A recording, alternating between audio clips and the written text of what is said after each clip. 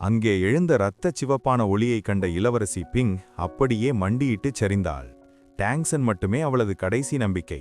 அவர் இறந்துவிட்டால் அவளது வாழ்க்கை அடியோடு முடிந்துவிடும் என்று அவள் கதறினாள். தூரத்தில் நின்று கொண்டிருந்த குவாங்லாங் புருவத்தை சுருக்கினார். அந்த வாலிபன் இவ்வளவு பலவீனமானவனா? முதலடியிலேயே சாம்பலாகிவிட்டானா என்று அவர் யோசித்தார்.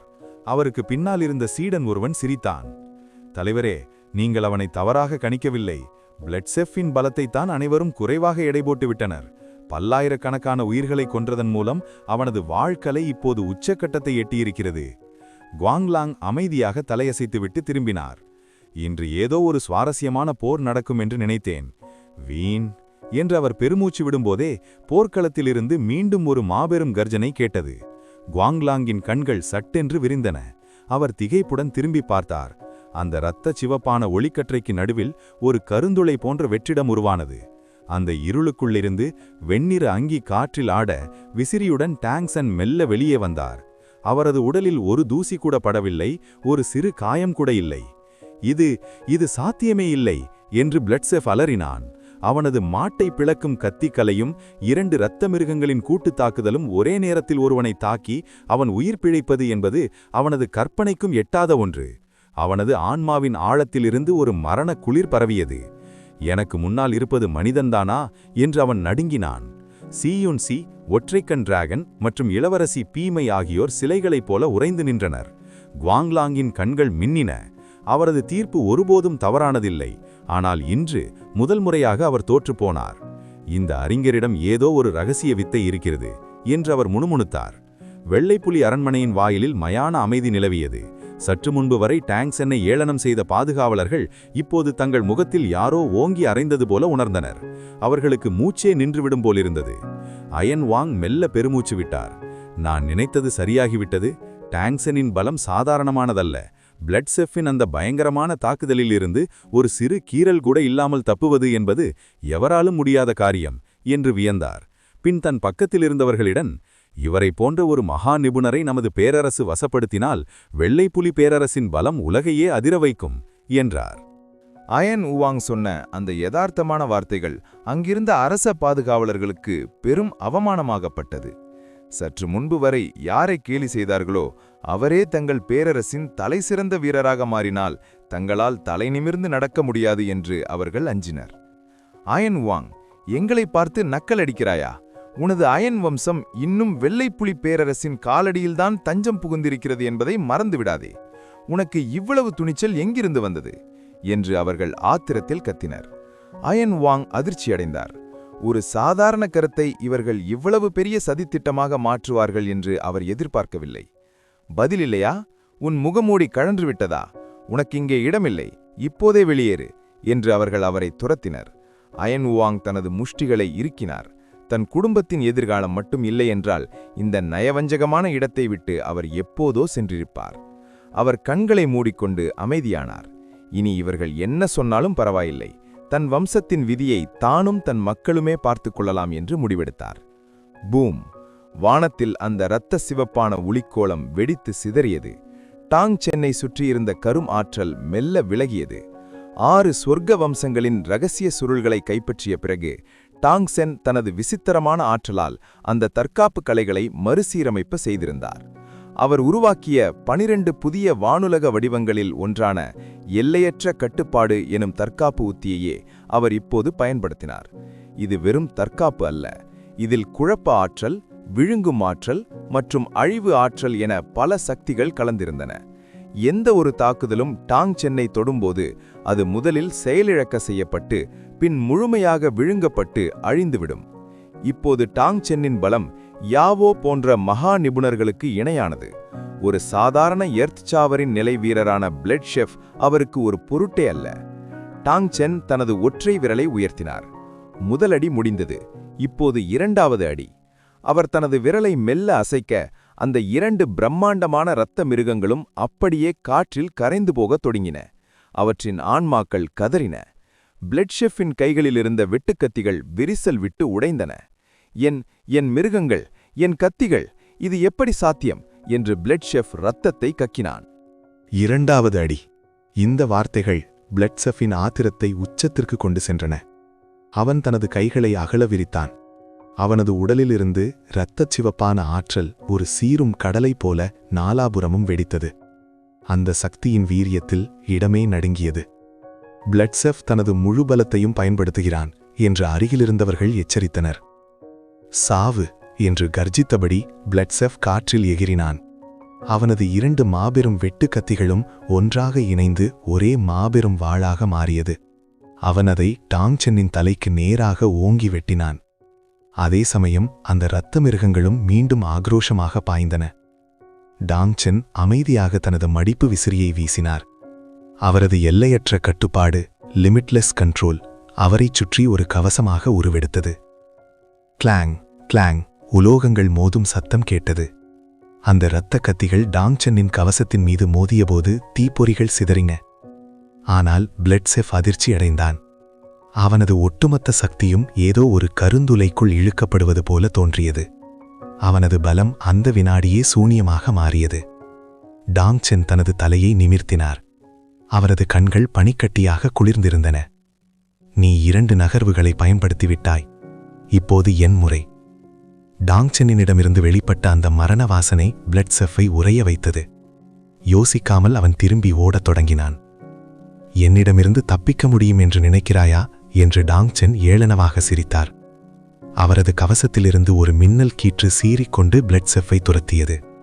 இரத்த மிருகங்களே, என்னை காப்பாற்றுங்கள் என்று அலறியபடி பிளட்செஃப் அந்த மிருகங்களை தனக்கு பின்னால் ஒரு கேடயமாக நிறுத்தினான். ஆனால் அது வீண். அந்த மின்னல் பட்ட மாத்திரத்தில் வானமே அதிர்ந்தது. அத்தியாயம் 296. வெள்ளை புலி மூதாதையர். இன்னும் 3 நாட்களில். பூம்! ஒரு பிரம்மாண்டமான வெடிப்புச் சத்தம். மின்னல் கீற்றுகள் வானத்தை கிழித்தன. அந்த 2 இரத்த மிருகங்களும் ஒரு நொடியில் ஆன்மீக ஒளியாக சிதறி மறைந்தன. அந்த மின்னல் பிளட்செஃப்பை தாக்கியபோது அவன் உடல் முழுவதும் இரத்த மேகமாக வெடித்து சிதறியது. அவனது உடலும் ஆன்மாவும் அடியோடு அழிக்கப்பட்டன. ஒரு பிடி சாம்பல் கூட எஞ்சவில்லை. அவன் கையிலிருந்த அந்த 2 வெட்டுக்கத்திகள் மட்டும் நடுங்கியபடி கீழே விழுந்தன. டாங்சென் தனது ஆன்மீக சக்தியை பயன்படுத்தி அவற்றை அந்தரத்தில் பிடித்தார். அந்த கத்திகள் அவரது உள்ளங்கையை தொட்டவுடன் அதற்குள் அடைக்கப்பட்டிருந்த ஆயிரக்கணக்கான ஆத்மாக்களின் மரண ஓலமும் அழுகுரலும் அவருக்கு கேட்டன. டாங்சென்னின் கண்கள் கோபத்தில் சிவந்தன. எவ்வளவு கொடூரம்! எத்தனை உயிர்களின் ஆத்மாக்களை இந்த வாழுக்குள் சிறை வைத்திருக்கிறான் என்று அவர் சினத்துடன் முணுமுணுத்தார். பிளட்செஃப் தான் கொன்றவர்களின் ஆத்மாக்களை வெளியே விடாமல் இந்த கத்திகளுக்குள் அடைத்து வைத்து அவற்றுக்கு இரத்தத்தை ஊட்டி வளர்த்திருந்தான். அந்த கத்திகளுக்குள் சிக்கியிருந்த ஆன்மாக்களால் வாழவும் முடியவில்லை, சாகக் கொள்ளவும் முடியவில்லை. மறுபிறவி எடுக்க வழியின்றி பிளட்செஃப்பின் கத்திகளுக்குள் அடைபட்டு அந்த இரத்த மிருகங்களுக்கு தீனியாக தவித்துக் கொண்டிருந்தன. உண்மையில் பிளட்செஃப் ஒன்றும் அவ்வளவு பெரிய பலசாலி கிடையாது. அவனது முழு பலமும் இந்த சபிக்கப்பட்ட கத்திகளிலும் அந்த இரத்த மிருகங்களின் ஆக்ரோஷத்திலும் தான் இருந்தது. டாங்சென் ஒரு கணம் கண்களை மூடி சிந்தித்தார். அடுத்த நொடி அந்த கத்திகளுக்குள் சிறைப்பட்டிருந்த ஆன்மாக்களை விடுவித்தார். சாம்பல் சாம்பலோடு சேரட்டும், மண் மண்ணோடு சேரட்டும், ஆத்மாக்களே அமைதி கொள்ளுங்கள் என்று அவர் மெல்ல முணுமுணுத்தார். சாம்பல் நிற புகையாக வெளியேறிய அந்த ஆன்மாக்கள் காற்றில் மனித உருவம் எடுத்தன. ஐயா, எங்களை இந்த நரகத்திலிருந்து விடுவித்ததற்கு மிக்க நன்றி. எங்கள் இரட்சகருக்கு நாங்கள் தலை வணங்குகிறோம் என்று கூறி காற்றில் மிதந்தபடி டஜன் கணக்கான ஆன்மாக்கள் டாங்சென்னின் காலடியில் விழுந்து வணங்கின. தங்களுக்கு விடுதலையே கிடைக்காது என்று அஞ்சிய அவர்களுக்கு டாங்சென் ஒரு தெய்வமாகத் தெரிந்தார். பலமுறை நன்றியுடன் வணங்கிவிட்டு அந்த ஆன்மாக்கள் மெல்ல காற்றில் கரைந்து மறைந்தன. நான் உண்மையிலேயே ஒரு நல்லவன்தான் போலிருக்கிறது என்று டாங்சென் தனக்குத்தானே புன்னகைத்துக் கொண்டார். பிறகு அந்த 2 கத்திகளையும் உடைத்து விடலாம் என்று அவர் தனது கையை அழுத்தினார். ஆனால் ஆச்சரியம், அந்த கத்திகள் 1 மில்லிமீட்டர் கூட அசையவில்லை. டாங்சென் உற்று பார்த்தார். அந்த கத்திகளின் மேற்பரப்பில் ஒரு விசித்திரமான ஒளி அலையலையாக ஓடியது. இது அவரது கண்கள் ஆச்சரியத்தில் விரிந்தன. அந்த கத்திகள் செய்யப்பட்ட உலோகம் சாதாரணமானதல்ல. அவை ஹாஃப் ஸ்டெப் இம்பீரியல் கிரேட் ஆயுதங்கள். இவ்வளவு தரம் வாய்ந்த ஆயுதங்களாக இருந்ததால்தான் அத்தனை ஆன்மாக்களையும் அவற்றால் தாங்க முடிந்திருக்கிறது. சாதாரண ஆயுதமாக இருந்தால் அந்த ஆன்மாக்களின் அழுத்தத்திலேயே அவை எப்போதோ உடைந்திருக்கும். எனக்கு ஒரு பெரிய புதையலை கிடைத்திருக்கிறது என்று சிரித்த டாங்சென் அந்த கத்திகளை தனது வாங் உலகத்திற்குள் அனுப்பி வைத்தார். அவருக்கு சமைக்கத் தெரியாது என்றாலும் இவ்வளவு தரமான ஆயுதத்தை வீணாக்க அவர் விரும்பவில்லை. அவர் தனது மடிப்பு விசிறியை மீண்டும் ஒருமுறை சடக்கென விரித்து வீசினார். பிறகு திடீரென திரும்பி பேசினார். சரி, நீயும் என் மீது கை வைக்கப் போகிறாயா? அவருக்கு பின்னாலிருந்து ஒரு குளிர்ந்த குரூரமான குரல் கேட்டது. உன் பலம் பிரமிக்க வைக்கிறது. உன்னை எனக்கு பிடித்திருக்கிறது. உனக்கு ஒரே ஒரு வாய்ப்பு தருகிறேன். எங்களது ஈவில் செக்ட் அமைப்பில் சேர்ந்துவிடு. டாங்சென் மெல்ல தலை திரும்பினார். அங்கே நீல நிற அங்கி அணிந்த ஒரு நடுத்தர வயது மனிதன் நின்றான். நீதான் குவாங்லாங், இந்த ஈவில் செக்ட் அமைப்பின் தலைவன், அப்படித்தானே? சரியாகச் சொன்னாய். ஒரு ஹாஃப் ஸ்டெப் செயின்ட் நிலை சாகுபடியாளர். இப்படி ஒரு அமைப்பை வழிநடத்த உனக்கு தகுதி இருக்கிறது என்று டாங்சென் முழுமையாக திரும்பி நின்று புன்னகைத்தார். ஆனால் டாங்செனின் வார்த்தைகளை கேட்டவுடன் குவாங்லாங்கின் முகத்தில் முதல் முறையாக நடுக்கம் தெரிந்தது. ஹாஃப் ஸ்டெப் செயின்ட் ரெல்ம், இதுதான் அவரது உண்மையான சாகுபடி நிலை. வெள்ளைப்புலி மூதாதையரால் கூட ஊடுருவி பார்க்க முடியாத தனது ரகசியத்தை இந்த இளைஞன் எப்படி ஒரே பார்வையில் கண்டறிந்தான்? குவாங்லாங்கின் கண்கள் சுருங்கின. எதிரியின் பலத்தை அறிய முடியாமல் போவது ஒரு போர்வீரனுக்கு மிகப்பெரிய ஆபத்து. வெள்ளைப்புலி பேரரசில் உனக்கு என்ன வேலை என்று குவாங்லாங் கேட்டார். அது உனக்கு தேவையில்லாத விஷயம் என்று டாங்சென் அலட்சியமாக பதிலளித்தார். நான் வற்புறுத்தி கேட்டால் முடிவு மாறப்போவதில்லை. என்னை அந்த பிளட் ஷெஃபிற்கு இணையாக நினைக்கிறாயா என்று குவாங்லாங் ஆத்திரத்துடன் கேட்டார். டாங்சென் புன்னகை மாறாமல் சொன்னார். எனக்கு உனக்கும் அவனுக்கும் எந்த வித்தியாசமும் தெரியவில்லை. வார்த்தைகள் மோதிக்கொண்டன. இருவரது ஆதிக்க உணர்வும் காற்றில் பயங்கரமாக மோதின. குவாங்லாங் தனது விசித்திரமான பிறை நிலா வடிவிலான வட்டக்கத்தியை வெளியே எடுத்தார். இதை கையாள்வது மிகவும் கடினம். சிறு தவறு நடந்தால் எதிரியை விட தன்னைத்தானே காயப்படுத்திக் கொள்ள நேரிடும். இதை ஏந்தியிருக்கிறார் என்றால் இவரது கத்தி வீச்சு அசாத்தியமானதாக இருக்கும் என்று டாங்சென் கணித்தார். அதே சமயம் விஷத்துறவி, சி யுன்சி மற்றும் ஒற்றைக்கண் டிராகன் ஆகிய மூவரும் மின்னல் வேகத்தில் வந்து டாங்சென்னை சூழ்ந்து கொண்டனர். 4 மகா நிபுணர்களின் ஒருங்கிணைந்த அழுத்தம் டாங்சென்னை நசுக்க முயன்றது. ஆனால் அவர் ஒரு மலையைப் போல அசையாமல் நின்றார். திடீரென அங்கு இருந்த அனைவரையும் விட பல மடங்கு வலிமையான ஒரு ஆற்றல் வானிலிருந்து இறங்கியது. டாங்செனின் முகம் கூட சற்றே மாறியது. அந்த கிழட்டு பிசாசு ஒரு வழியா வெளியே வந்துவிட்டது என்று குவாங்லாங் முணுமுணுத்தார். மேகமூட்டத்தின் நடுவில் ஒரு நிழல் உருவம் மெல்ல தரை இறங்கியது. அவரது உருவம் மூடுபனிக்குள் மறைந்திருப்பது போல தெளிவற்று காணப்பட்டது. அவர் ஒரு செயின்ட் நிலை நிபுணர், வெள்ளைப்புலி மூதாதையர் பகு ஆன்செஸ்டர். இப்போதே இதை நிறுத்துங்கள் என்று அந்த முதிய குரல் கட்டளையிட்டது. வெள்ளைப்புலி மூதாதையர் உண்மையில் வெளியே வர விரும்பவில்லை. ஆனால் டாங்சென் குறுக்கிட்டு தனது திட்டங்களையே குலைக்கத் தொடங்கியதால் அவர் தலையிட வேண்டிய கட்டாயத்திற்கு தள்ளப்பட்டார். இந்த மோதலின் வேர் அரியணை போட்டியில் இருக்கிறது.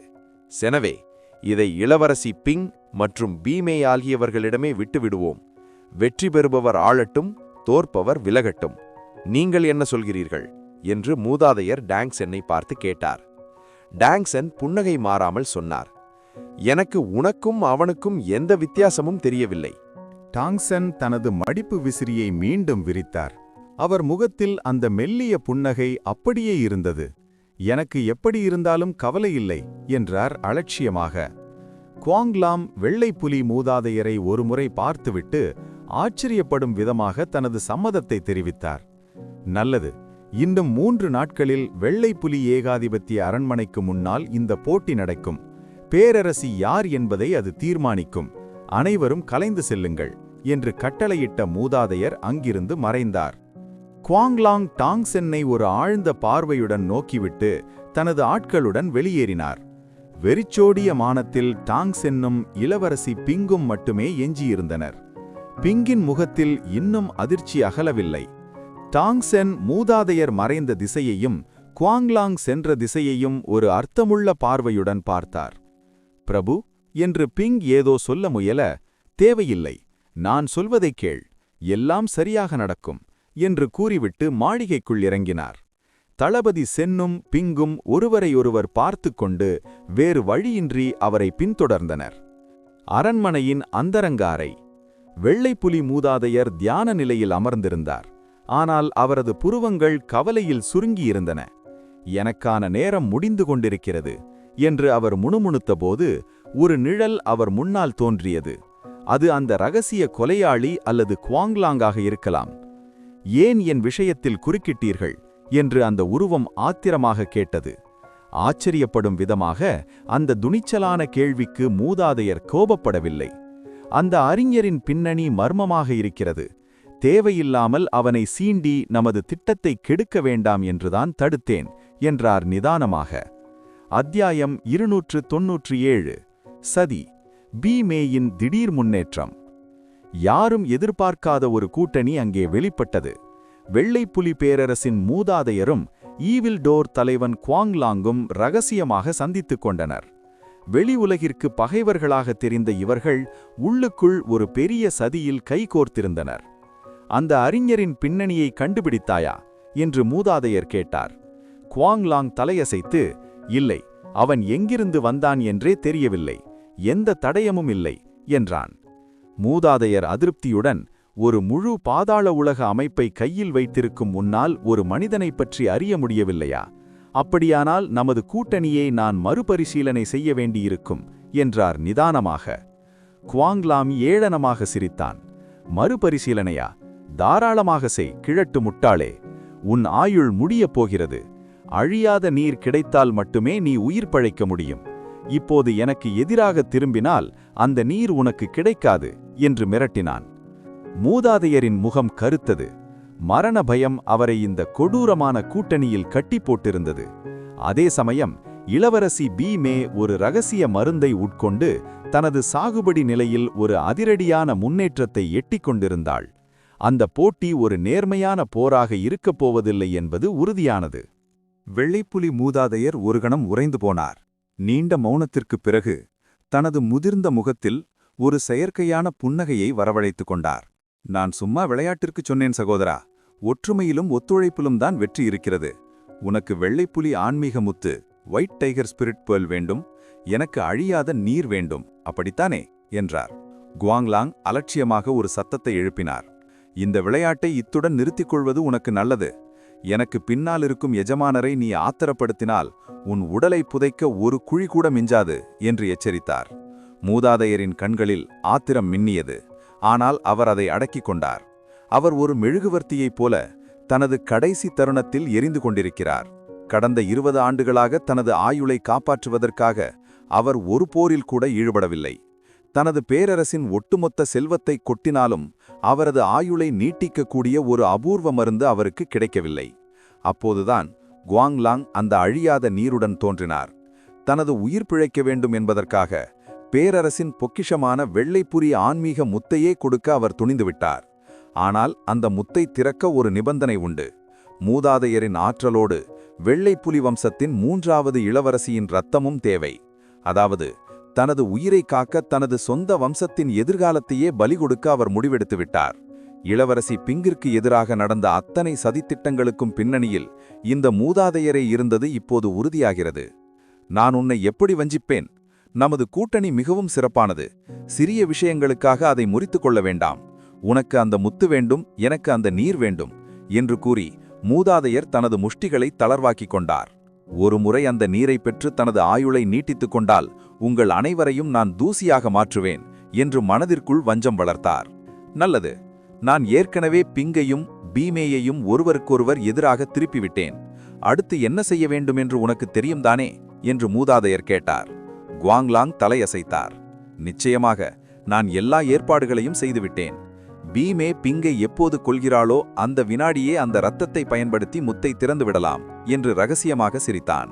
அந்த மர்ம அறிஞருக்கு இதில் தங்குவதற்கு இனி எந்த காரணமும் இருக்காது.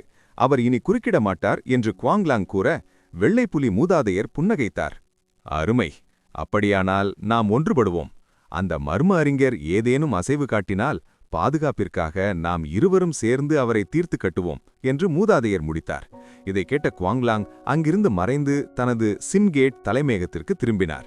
அந்த நேரத்தில் இளவரசி பீமே மிகுந்த பதற்றத்துடன் அங்குமிங்கும் நடந்து கொண்டிருந்தாள். நிலைமை அவள் எதிர்பார்த்ததை விட மீறிச் சென்று விட்டது. பிங்கிற்கு பின்னால் இவ்வளவு பெரிய பலம், டாங்சென் என்று அவள் நினைக்கவில்லை. பேரரசி பட்டம் கை நழுவி விடுமோ என்ற பயம் அவளை ஆட்கொண்டது.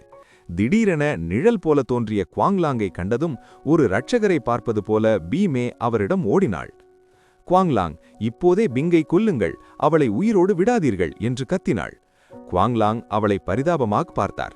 இந்த முட்டாள் பெண்ணுக்கு எதுவுமே தெரியவில்லை. இவளைப் போன்ற ஒருவர் பேரரசியானால் அது நகைப்புக்குரியதாகிவிடும். வெள்ளைப்புலி மூதாதையர் இன்னும் 3 நாட்களில் உங்களுக்கான இறுதிப் போரை ஏற்பாடு செய்துள்ளார். இடையில் நான் ஏன் தலையிட வேண்டும் என்று அவர் கேட்டார். இல்லை, பிங் என்னை விட பலசாலி. அவளை என்னால் வெல்ல முடியாது. நான் தோற்றால் அனைத்தையும் இழந்து விடுவேன். எனவே அவளை இப்போதே கொல்லுங்கள் என்று பீமே கதறினாள். குவாங்லாமின் கண்கள் ஆபத்தான முறையில் சுருங்கின. நீ எனக்கு கட்டளையிடுகிறாயா என்று அவர் கேட்ட அந்த வினாடி பீமே நடுங்கிப் போனாள். தனக்கு முன்னால் நிற்பவர் ஈவில்டோர் அமைப்பின் இரத்தவெறி பிடித்த தலைவர் என்பதை அவள் மறந்துவிட்டாள். அவர் நினைத்தால் அவளை இப்போதே சிதைத்துவிட முடியும். உடனே பயந்து போய், தலைவரே, நான் அப்படி சொல்லவில்லை, நீங்கள் எனக்கு வாக்கு கொடுத்தீர்கள் அல்லவா என்று ஒரு சிறுமி போல கெஞ்சினாள். குவாங்லாங் மனதிற்குள் ஏளனம் செய்தாலும் வெளியே அமைதியாக பேசினார். கவலைப்படாதே, உன்னை பேரரசியாக்குவதாக நான் வாக்கு கொடுத்திருக்கிறேன், அதை நிறைவேற்றுவேன் என்று கூறியவர் தனது கையிலிருந்து ஒரு மாத்திரையை எடுத்தார். இது என்ன என்று பீமே குழப்பத்துடன் கேட்டாள். இது பிளட் டிசல்யூஷன் பில். இது உன் பலத்தை 10 மடங்கு அதிகரிக்கும் என்று குவாங்லாங் ரகசியமாக கூறினார். பிங் உன்னை விட சிறந்தவளாக இருக்கலாம், ஆனால் 10 மடங்கு பலம் கொண்ட உன்னை அவளால் வீழ்த்த முடியுமா? இதை கேட்டதும் பீமேவின் கவலைகள் பறந்து போயின. எதை பற்றியும் சிந்திக்காமல் அந்த மாத்திரையை தனது பேராசை மிகுந்த கைகளால் பறித்து கொண்டாள். அருமை, இது அற்புதம். இந்த மாத்திரையின் துணையுடன் நான் பிங்கை எளிதாக கொன்று பேரரசியாவேன். நன்றி கேட் மாஸ்டர் குவாங்லாங் என்று கூறி வெறித்தனமாக சிரிக்கத் தொடங்கினாள். பீமே அந்த மாத்திரையை பேராசையுடன் விழுங்கியபோது அவளது தலைமுடி காற்றில் பேய்த்தனமாக விரித்தாடியது. அவளது உடலுக்குள் இருந்து ஒரு பயங்கரமான சக்தி வெடித்தது. பூம்! வானமும் பூமியும் அதிர்ந்தன. சூரியனும் சந்திரனும் நிலை குலைந்தன. அந்த வெறித்தனமான ஆற்றல் வெள்ளைப்புலி ஏகாதிபத்திய நகரம் முழுவதையும் ஒரு போர்வை போல மூடியது. இளவரசி பிங்கின் மாளிகையில் அமைதியாக தேநீர் அருந்திக் கொண்டிருந்த டாங்சன் திடீரென இந்த மாற்றத்தை உணர்ந்தார். இந்த ஆற்றலா? ஏதோ தவறு நடக்கிறது என்று கூறியபடி வானத்தை பார்த்தார். அங்கே உருவான அந்த ராட்சத சுழற்சியை கண்டதும் அவரது கண்களில் ஒரு நொடி பரிதாபம் மின்னியது. தாகத்தை தீர்க்க விஷத்தை குடிப்பதா? அவள் பைத்தியமாகிவிட்டாளா? என்ன ஒரு முட்டாள் பெண் என்று மெல்ல பெருமூச்சு விட்டார். அந்த வினாடியே இளவரசி பிங் பதற்றத்துடன் உள்ளே ஓடி வந்தாள். பிரபு, ஏதோ விபரீதம் நடந்துவிட்டது என்று அலறினாள். டாங்சன் மெல்லிய புன்னகையுடன், பீமேவின் அந்த திடீர் முன்னேற்றத்தை பற்றி சொல்கிறாயா என்றார். பிங்கின் முகம் பயத்தில் வெளுத்திருந்தது. அவளது சக்தி இப்போது 10 மடங்கு அதிகமாகிவிட்டது. முன்னாலிருந்த சிறிய இடைவெளியை அவள் இப்போது 9 மடங்கு தாண்டிவிட்டாள். இப்போது நாங்கள் போரிட்டால் நான் நிச்சயம் கொல்லப்படுவேன் என்று நடுங்கினாள். அத்தியாயம் 298. நம்பிக்கையற்ற நிலையில் ஒரு புதிய ஒளி. பிங் பதற்றமடைந்தது நியாயம்தான். பீமேவின் உடலிலிருந்து வெளிப்பட்ட அந்த ஆற்றல் சாதாரண போர் வீரர்களை மூச்சுவிடக்கூட முடியாதபடி ஒடுக்கியது. அது இப்போது 12 மடங்கு தீவிரத்தை எட்டியிருந்தது. நகரமே அந்த அழுத்தத்தில் உறைந்து போயிருந்தது. மாஸ்டர், நான் இப்போது என்ன செய்ய வேண்டும் என்று பிங் கேட்டபோது அவளது நெற்றியில் வியர்வை முத்துக்கள் அரும்பியிருந்தன. டாங்சென் அவளை உற்று பார்த்தார். அந்த மாத்திரை அவளுக்கு தற்காலிக பலத்தை தரும், ஆனால் அது அவளது உயிரையே மெல்ல உறிஞ்சிவிடும். குவாங்லாங் அவளை ஒரு கருவியாக பயன்படுத்துகிறான். ஆனால் கவலைப்படாதே, அவளுக்கு 10 மடங்கு பலம் இருந்தால் உனக்கு 20 மடங்கு பலத்தை தர என்னால் முடியும் என்றார். பிங் அதிர்ச்சியுடன் நிமிர்ந்து பார்த்தாள். 20 மடங்கா? அது சாத்தியமா? டாங்சென் தனது விசிறியை மூடிவிட்டு எழுந்தார். உன் உடலில் இருக்கும் வெள்ளைப்புலி இரத்தத்தை முழுமையாக விழிப்படைய செய்ய வேண்டிய நேரம் வந்துவிட்டது. இதுவரை நீ உன் சக்தியில் ஒரு பகுதியை மட்டுமே பயன்படுத்தினாய். நான் இப்போது உனக்கு ஒரு ரகசிய முத்திரையை கற்பிப்பேன். அதன் மூலம் நீ அந்த ஆன்மீக முத்தின், ஸ்பிரிட் பேர்லின் சக்தியை போட்டியின் போதே நேரடியாக ஈர்க்க முடியும். வெள்ளைப்புலி ஏகாதிபத்திய நகரத்தின் தெருக்களில் மக்கள் கூட்டம் கூட்டமாக திரண்டு அந்த பயங்கரமான ஆற்றல் சுழற்சியை பார்த்தனர். யாரது? எம்பரர் டவுன் நிலையை யாராவது எட்டிவிட்டார்களா? சாத்தியமே இல்லை. ஒரு எம்பரர் நிலை வீரருக்கு கூட இவ்வளவு கொடூரமான ஆற்றல் இருக்காது என்று வியந்தனர்.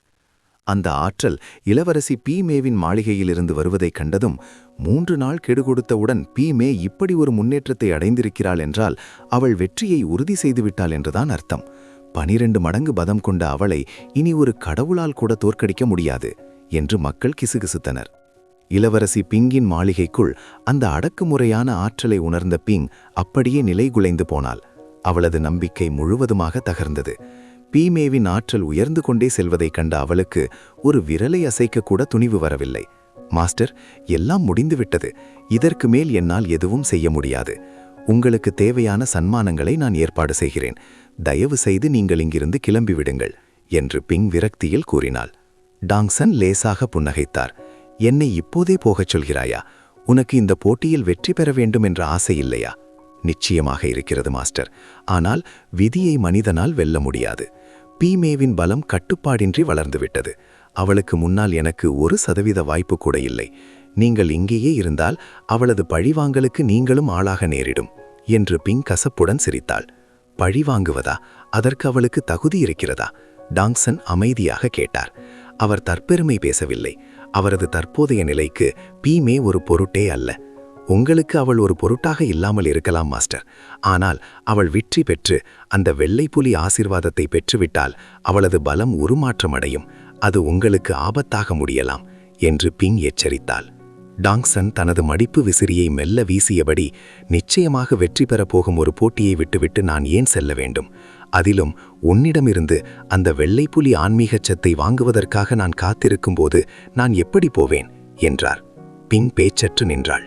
மாஸ்டர், நீங்கள் பீமேவின் ஆற்றலை பார்க்கவில்லையா என்று அவள் கேட்க முயல டாங்சன் தனது கையை உயர்த்தி அவளை தடுத்தார். 12 மடங்கு பலம் என்பது ஒன்றுமே இல்லை. அதை பற்றி பேசக்கூட தேவையில்லை. அவளை வீழ்த்த என்னிடம் எண்ணற்ற வழிகள் உள்ளன என்று அவர் நிதானமாக கூறினார். பிங்கின் கண்களில் ஒரு மெல்லிய நம்பிக்கை மின்னியது. மாஸ்டர், நீங்கள் சொல்வது உண்மைதானா என்று வினவினாள். நிச்சயமாக. நான் யாரென்று உனக்கு தெரியும் தானே? நான் சும்மா சொல்லவில்லை. உண்மையிலேயே என்னால் அவளை நொடிப்பொழுதில் சிதைக்க முடியும். நான் நேரடியாக சாதாரண 12 மடங்கு பலத்தைக் கண்டு மிரண்டு போய் நிற்கிறாயே. உன் சக்தியை என்னால் 10,000 மடங்கு அதிகரிக்க முடியும். இப்போது சொல், அந்த 12 மடங்கு உனக்கு ஒரு பெரிய விஷயமாக தெரிகிறதா? டாங்சென் சொன்னதை கேட்ட பிங் அதிர்ச்சியில் உறைந்து போனாள். 10,000 மடங்கா? அவளது கண்கள் சொருகின. இது சாத்தியமே இல்லாத ஒன்று. தன் கன்னத்தில் தானே ஓங்கி ஒரு அறை அறைந்து கொண்டாள். வலித்தாலும் இது கனவு என்றே அவள் மனம் நம்ப மறுத்தது. மாஸ்டர், தயவு செய்து விளையாடாதீர்கள். இது வேடிக்கைக்கான நேரமல்ல என்று அழுது கொண்டே சிரித்தாள். டாங்சென் குளிர்ந்த குரலில் கேட்டார், நான் விளையாடுகிறேன் என்று நினைக்கிறாயா? பிங் அமைதியானாள். டாங்சென் யார் என்பது அவளுக்கு தெரியும். அவரை சந்தேகிக்க அவளுக்கு துணிவில்லை. மாஸ்டர், என்னால் பீமேவை உண்மையிலேயே வெல்ல முடியுமா என்று நடுக்கத்துடன் கேட்டாள். அவளது டாவு இதயம் ஏற்கனவே பலவீனமாக இருந்தது. மேற்கொண்டு ஒரு ஏமாற்றத்தை தாங்கும் சக்தி அதற்கு இல்லை. என் உள்ளங்கையை திருப்புவது போல இது மிக எளிதான காரியம் என்று கம்பீரமாக கூறிய டாங்சன் சட்டென்று தீவிரமானார். உன் சக்தியை உயர்த்துவது எனக்கு பெரிய விஷயமல்ல. ஆனால் நீ எனக்கு நிபந்தனையற்ற விசுவாச பிரமாணம் செய்ய வேண்டும். என்றென்றும் எனக்கு கட்டுப்பட்டவளாக இருக்க வேண்டும். ஒருபோதும் துரோகம் செய்யக்கூடாது. அப்போதுதான் இந்த 10,000 மடங்கு ஊக்கப்படுத்தும் ஆற்றல் உன்னிடம் வேலை செய்யும். பின் தயங்கினாள்.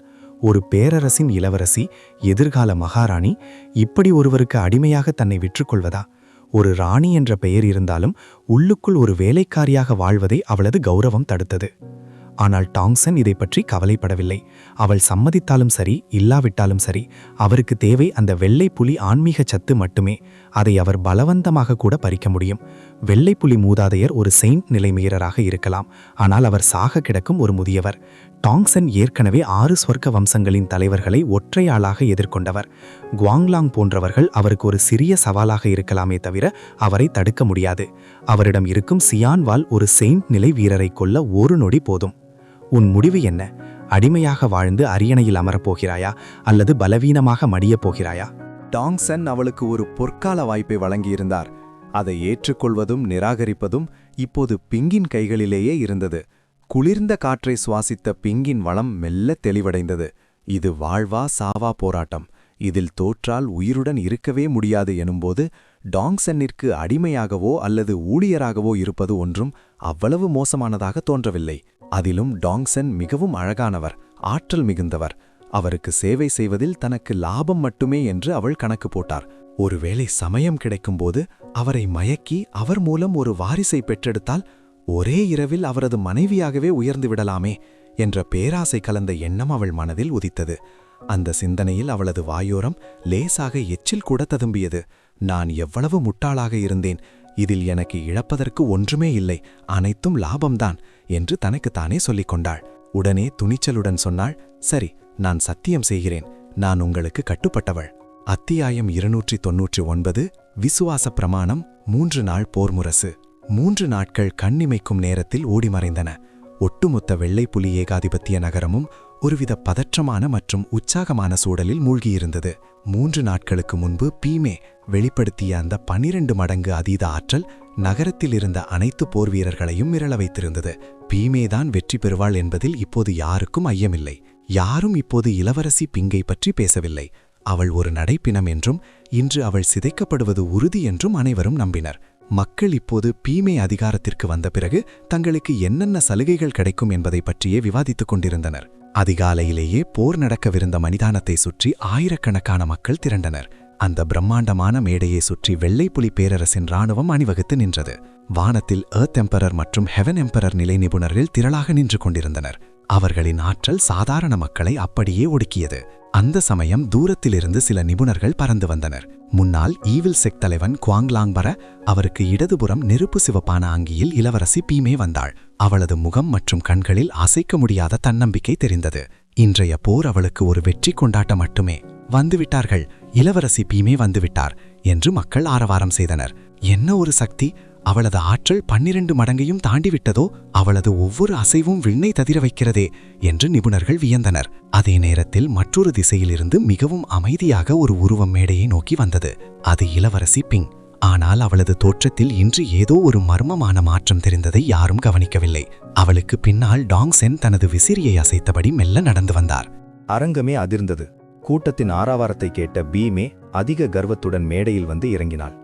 அவளது சிவந்த உடையும் மேனி அழகும் அங்கிருந்த வீரர்களை சுண்டி இழுத்தன. ஒரு உண்மையான பேரரசிக்கான கம்பீரம் அவளிடம் தெரிந்தது. குவாங்லாங் மற்றும் ஈவில் செக் நிபுணர்கள் தங்களுக்கு ஒதுக்கப்பட்ட இடங்களில் அமர்ந்தனர். மறுபுறம் இளவரசி பிங்கின் மாளிகையிலிருந்து 3 ஒளிக்கற்றைகள் மேடையை நோக்கி வந்தன. பிங் வெண்ணிற அங்கி அணிந்து நெற்றியில் ஒரு ஸ்படிக மகுடத்துடன் பனிக்கட்டி தேவதை போல காட்சியளித்தாள். அவளது தோற்றத்தில் ஒரு அமைதி குடிகொண்டிருந்தது. அவளுக்கு அருகில் டாங்சென் தனது வழக்கமான அறிஞர் உடையில் மெல்லிய புன்னகையுடன் விசிறியை அசைத்தபடி வந்து அமர்ந்தார். இரு இளவரசிகளும் மேடையில் நேருக்கு நேர் நின்றபோது அது அழகிகளின் போட்டியாக தெரியவில்லை. மாறாக பிங்கின் மீதான பரிதாபமாகவே மக்களுக்கு தெரிந்தது. பிங், உன் தைரியத்தை நான் பாராட்டுகிறேன். என் ஆற்றலை உணர்ந்த பிறகும் நீ பயந்து ஓடாமல் இங்கே வந்திருக்கிறாயே என்று பீமே ஏளனமாகச் சிரித்தாள். பிங், இந்த போட்டி இப்போது அர்த்தமற்றதாகிவிட்டது என்று பிங் மென்மையாகச் சொன்னாள். நிச்சயமாக, என் 12 மடங்கு பலத்திற்கு முன்னால் உன்னை நசுக்குவது என் உள்ளங்கையை திருப்புவது போன்றது என்று பீமே கைகளை விரித்து மார்த்தட்டினாள். பிங் தனது தலையை மெல்ல அசைத்தாள். அப்படியா, உன்னை பார்க்க எனக்கு வருத்தமாகிறது. இந்த உலகம் எத்தனை அற்புதமானது என்பதை இப்போதுதான் நான் உணர்ந்தேன். நாம் எவ்வளவு குறுகிய மனப்பான்மையுடன் இருந்திருக்கிறோம் என்றாள். உண்மையை புரிந்து கொண்டது மகிழ்ச்சி. இந்த பேரரசி பட்டம் உனது மூத்த சகோதரியான எனக்குத்தான். நீ என்று கூறி பீமே தனது சிவந்த விரலை பிங்கிற்கு நேராக நீட்டினாள். உன் அடுத்த பிறவியிலாவது தோல்வியை ஏற்றுக்கொள்வதற்கு கற்றுக்கொள். பிங் அமைதியாக இருந்தாள். ஆனால் அவளது கண்களில் பீமேவை கண்டு எள்ளி நகையாடும் ஒரு பார்வை இருந்தது.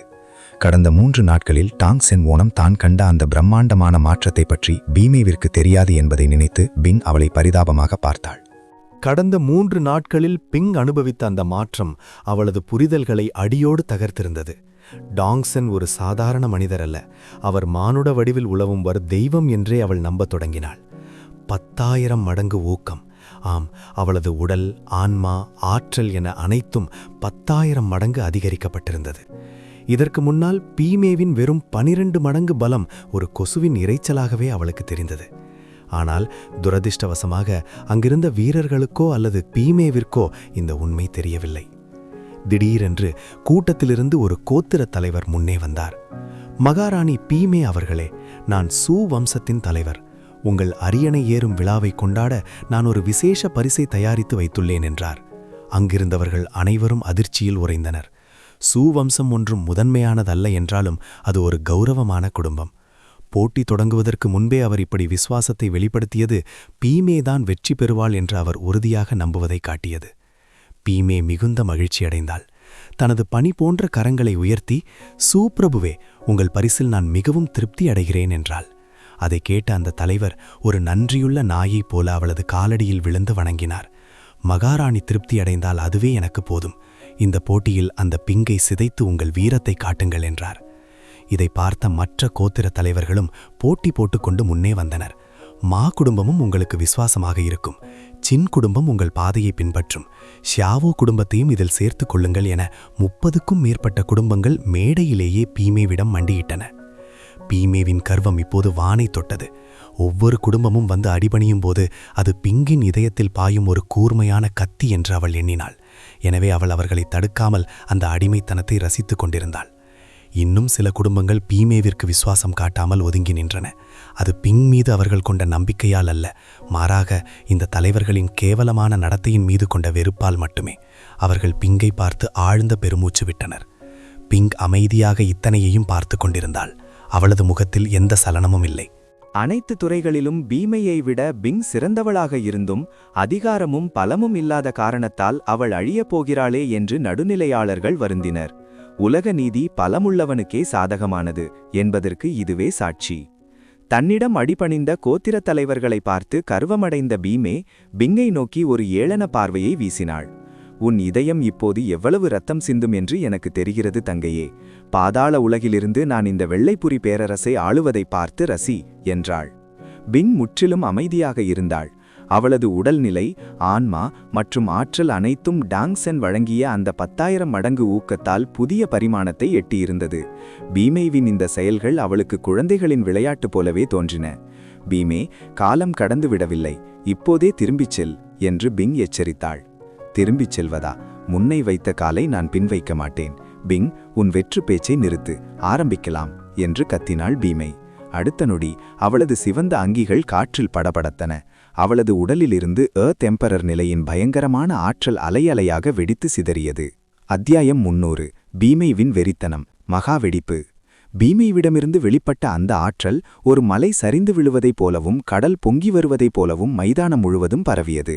சீரும் காற்று அவளது சிவப்பு உடையை பேய்த்தனமாக ஆட்டியது. வானத்தில் மிதந்து கொண்டிருந்த அரச பாதுகாவலர்கள் வியப்பில் உறைந்தனர். என்ன ஒரு அழுத்தம்! ஒரு சாதாரண சாகுபடியாளருக்கு இவ்வளவு பெரிய ஆற்றல் இருக்க முடியாது. பீமே ரகசியமாக தன்னை மிக வலிமையானவளாக மாற்றிக் கொண்டிருக்கிறாள். நமது இளமை பருவத்தில் கூட நாம் எட்ட முடியாத உயரத்தை அவள் எட்டிவிட்டாள். பேரரசுக்கு இத்தகைய மேதைதான் மகாராணியாக வேண்டும். பீமே வெற்றி பெற்றுவிட்டாள் என்று பாதுகாவலர்கள் புகழ்ந்தனர். உயரத்தில் அமர்ந்திருந்த வெள்ளைப்புலி மூதாதையரின் இதழோரம் ஒரு கொடூரமான புன்னகை அரும்பியது. பீமைவின் இந்த ஆற்றல் இயற்கையானது அல்ல. தர்மத்தின் விதிப்படி ஒருவன் தனது எல்லைக்கு மீறிய சக்தியை பெறும்போது அதற்கு இணையான ஒரு பயங்கரமான எதிர்விளைவையும் சந்திக்க வேண்டும். ஆனால் பேராசையினால் குருடாகியிருந்த பீமை தான் மரணத்தை நோக்கி அடியெடுத்து வைக்கிறோம் என்பதை அறியவில்லை. ஈவில் செக் தலைவன் குவாங்லாங் தனது கண்களை மெல்ல அசைத்தார். இதுதான் அவரும் மூதாதையரும் எதிர்பார்த்த முடிவு. முதலில் பிங் கொல்லப்பட வேண்டும். அனைத்தும் திட்டமிட்டபடியே நகர்ந்தன. பிங் கொல்லப்பட்டதும் 3 இரத்தக்கோடுகளின் சங்கமத்தில் அந்த வெள்ளை புலி ஆன்மீக முத்து விழித்தெழும். அது அவர்களுக்கு அளப்பரிய சக்தியை தரும். குவாங்லாங் தனது இருக்கையில் அமர்ந்திருந்த டாங் சென்னை பார்த்தார். அவன் எங்கிருந்து வந்தான் என்பது இன்னும் மர்மமாகவே இருந்தது. ஆனால் அவனது விசுவாசி பிங் இறந்த பிறகு அவனால் என்ன செய்ய முடியும்? ஆற்றல்! ஆஹா, என்ன ஒரு அபாரமான ஆற்றல்! பீமேவின் கண்கள் பித்து பிடித்த நிலையில் மின்னின. அவளது உடலுக்குள் ஒரு மாபெரும் புயல் கட்டுக்கடங்காமல் சீறுவது போன்ற உணர்வு அவளுக்கு தோன்றியது. இந்த உணர்வு, இதுதான் பேரானந்தம் என்று கைகளை விரித்தவள் கீழிருந்த பிங்கை பார்த்து ஏளனமாக சிரித்தாள்.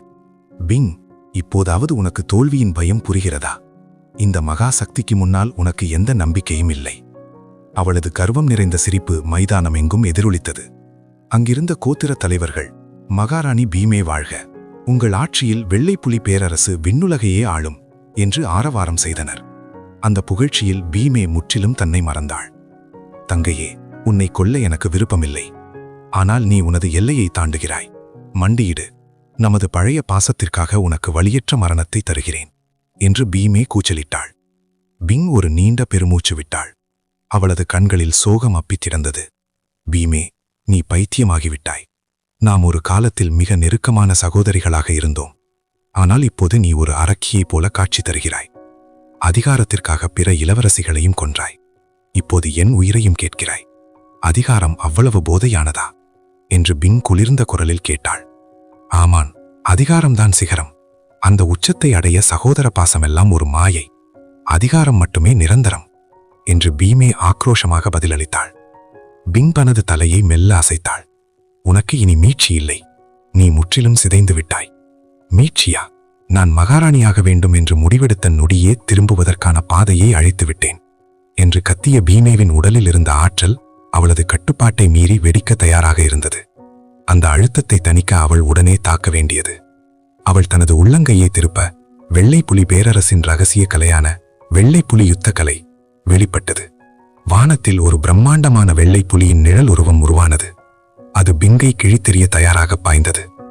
வெள்ளைப்புலி போர்க்கலை, வெள்ளைப்புலி நட்சத்திர வீழ்ச்சி. எல்லையற்ற ஆன்மீக ஆற்றல் ஒன்றாக திரண்டு வானத்தை நோக்கி சீரும் ஒரு பிரம்மாண்டமான ஒளித்தூணாக உருவெடுத்தது. பின் அந்த தூண் மேகங்களுக்குள் வெடித்தது. குழப்பு நிலை ஆற்றல், கேயாஸ் எனர்ஜி காற்றிலிருந்த ஈரப்பதத்தை உறிஞ்சி கணக்கிலடங்கா வெள்ளை நிற எரிகற்களாக மாறி பிங்கை நோக்கி சீறி பாய்ந்தன. வானம் அதிர்ந்தது. 10,000 மீட்டர் சுற்றளவு அதற்கு பதிலளிக்கும் விதமாக நடுங்கியது. வெள்ளைப்புலி பேரரசின் எண்ணற்ற போர் வீரர்கள் திகிழுடன் இதை பார்த்தனர். இதுதான் அந்த வெள்ளைப்புலி போர்க்கலை. இந்த வித்தையை பயன்படுத்த குறைந்தது பாதி விழிப்படைந்த வெள்ளைப்புலி உடல் சாகுபடி தேவை. ஒரே ஒரு நகர்வு 10,000 மீட்டரை ஆக்கிரமிக்கிறது. மகாராணியின் வலிமை உண்மையிலேயே அச்சுறுத்துகிறது. இத்தகைய தெய்வீக வலிமைக்கு முன்னால் எதிர்ப்பு காட்டுவது நகைப்புக்குரியது. அவள் வெற்றி பெற்றுவிட்டாள். அவர்கள் பேசிக் கொண்டிருக்கும் போதே வானத்திலிருந்து நட்சத்திர ஒலிகற்கள் மழையாக பொழிந்தன. ஃபவுண்டேஷன் எஸ்டாப்ளிஷ்மெண்ட் நிலைக்கு கீழே இருப்பவர்களுக்கு இந்த தாக்குதல் நிச்சயம் மரணத்தை தரும். எனக்காக செத்து மடி என்று பைமே முழுமையாக பைத்தியக்காரத்தனத்தில் ஆழ்ந்தாள். அந்த எரிகற்கள் மழையினூடாக அவளது அலறல் பிளந்து கொண்டு வந்தது. இவ்வளவு மேலோங்கி ஆற்றலை எதிர்கொண்ட பிங்கை பார்த்த அனைவரின் பார்வையிலும் பரிதாபமே மிஞ்சியது. இந்த போட்டி தொடங்கிய அந்த நொடியே அது முடிந்துவிட்டது. ஆனால் இப்போது பிங் அசையாத நீரைப் போல அமைதியாக இருந்தாள். அவளது சுவாசம் ஒரு நதியைப் போல சீராக ஓடிக்கொண்டிருந்தது. அவளுக்கு சிறிதும் பதற்றம் ஏற்படவில்லை. டாங்செனின் அந்த இரவு முழுவதுமான தீவிர பயிற்சிக்கு பிறகு அவள் முன்பு இருந்த அதே நபராக இப்போது இல்லை. இவ்வளவு வன்முறை நிறைந்த அந்த இறுதி தாக்குதல் அவளது கண்களுக்கு குறைபாடுகள் நிறைந்ததாக தெரிந்தது.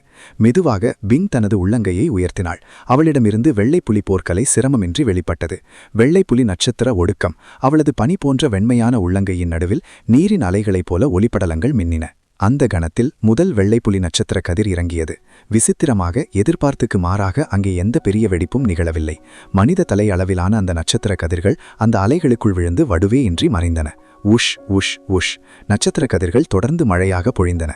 இருப்பினும் அவை எவ்வளவு ஆக்ரோஷமாக வெடித்தாலும் அவற்றின் அளவு எவ்வளவு பெரியதாக இருந்தாலும் பிங்கின் உள்ளங்கையில் இருந்த அந்த அலைகள் ஊடுருவ முடியாத ஒரு முழுமையான தடையைப் போல நின்றன. ஒரு முழுமையான தாக்குதலுக்கு பிறகு வானமும் பூமியும் நிசப்தத்தில் ஆழ்ந்தன. பிங்கின் வெண்ணிற மெல்லிய ஆடைகள் மட்டும் காற்றில் மென்மையாக அசைந்தன. அனைவரும் அவளை வாயடைத்து பார்த்தனர். அவர்களால் தங்கள் கண்களையே நம்ப முடியவில்லை. ஒரு சிறிய மௌனத்திற்கு பிறகு அதிர்ச்சி கூச்சல்கள் ஒன்றன் பின் ஒன்றாக வெடித்தன. இது எப்படி சாத்தியம்? இது எப்படி சாத்தியம்? நான் கனவு காண்கிறேனா? அவளுக்கு ஒரு சிறு காயம் கூட ஏற்படாமல் இருப்பது எப்படி? ஒரு குவெஸ்டினிங் எம்பரர் நிலை வீரரை கொல்லக்கூடிய ஒரு தாக்குதலால் பிங்கை அசைக்கக்கூட முடியவில்லையா? இது நம்ப முடியாதது. ஒருவேளை பிங் ஏற்கனவே அந்த நிலையை தாண்டி விட்டாலோ? அதிர்ச்சியும் அவநம்பிக்கையும் அங்கிருந்த வீரர்களின் முதுகுத்தண்டில் நடுக்கத்தை ஏற்படுத்தியது.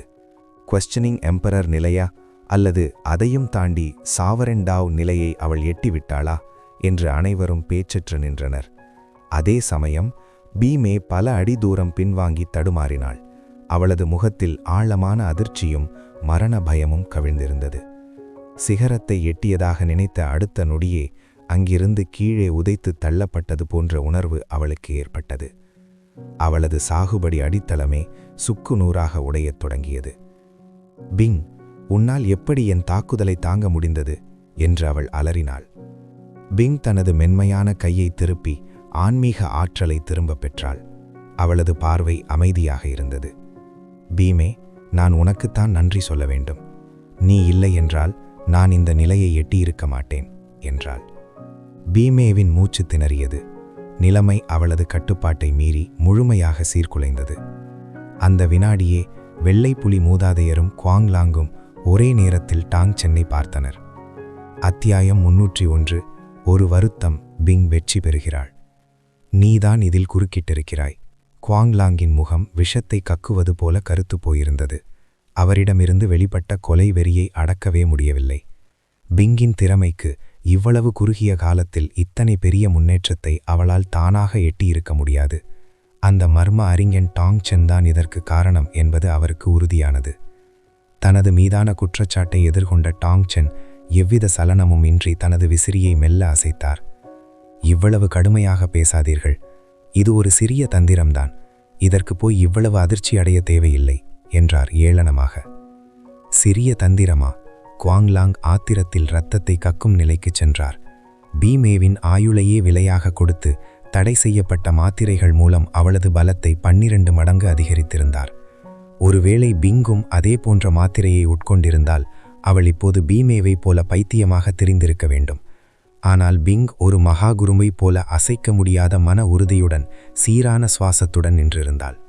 அவள் எந்த தடை செய்யப்பட்ட மருந்தையும் பயன்படுத்தவில்லை என்பது தெளிவானது.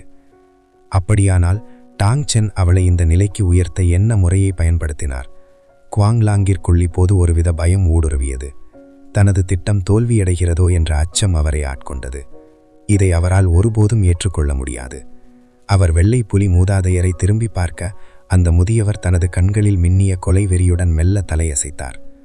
பீமே மற்றும் பிங் ஆகிய இருவருமே அழியாத நீருடன் தொடர்புடையவர்கள். அவர்கள் இருவரையுமே தப்பிக்க விடக்கூடாது. அவர்களை கட்டுப்படுத்த முடியாவிட்டால் இருவரையுமே சாவு. போர்க்கள மேடையில் பீமையில் முகம் வெறித்தனமாக மாறியது. கலைந்த தலைமுடியுடனும் இரத்தம் தோய்ந்த கண்களுடனும் அவள் ஒரு பசித்த மிருகத்தைப் போல சீறியாள். இல்லை, இது சாத்தியமில்லை, நான் நம்ப மாட்டேன், கொன்று விடுவேன் என்று கர்ஜித்தபடி பிங்கின் மண்டையோட்டை நோக்கி தனது கைகளை எஃகு வாள்களைப் போல வீசி பாய்ந்தாள். பிங் அசையாமல் நின்றாள். தனது மணிக்கட்டை லேசாக திருப்புவதன் மூலம் பீமையின் தாக்குதலை மிக எளிதாக தடுத்தாள். போதும் சகோதரி என்று அவள் சொன்னபோது இருவரது உள்ளங்கைகளும் மோதிக்கொண்டன. ஆற்றல் அலைகள் நாலாபுரமும் சிதறி வெடித்தன. பீமையின் கண்கள் அதிர்ச்சியில் சுருங்கின. அளவிட முடியாத ஒரு மலையின் மீது மோதுவது போன்ற உணர்வு அவளுக்கு ஏற்பட்டது. பிங்கின் கைகளை ஒரு அங்குலம் கூட அசைக்க முடியவில்லை.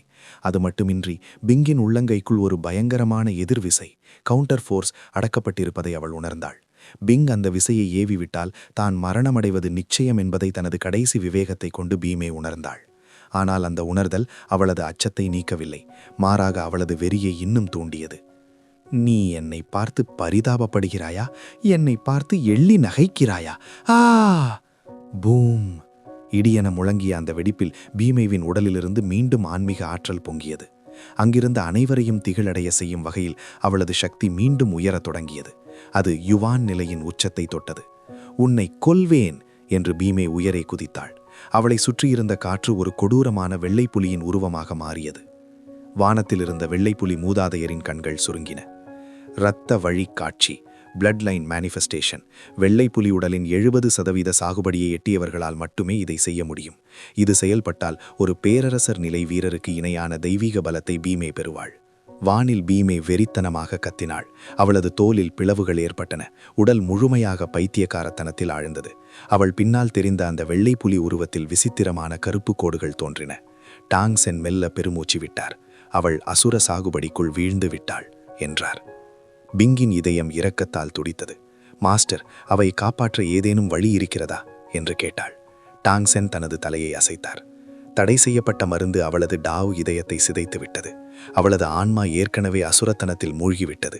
இனி எந்த கடவுளாலும் அவளை காப்பாற்ற முடியாது. பிங் மௌனமானாள். டாங் சென்னின் ஆற்றலை அவள் அறிவாள். அவர் வழியில்லை என்று சொன்னால் உண்மையாகவே வழி ஏதும் இல்லை. இரக்க குணம் கொண்டவளாக இருந்தாலும் பிங் முட்டாள் அல்ல. பீமேவை காப்பாற்ற முடியாது என்றால் இப்போது எஞ்சியிருக்கும் ஒரே வழி அவளுக்கு மரண தண்டனை அளிப்பதுதான்.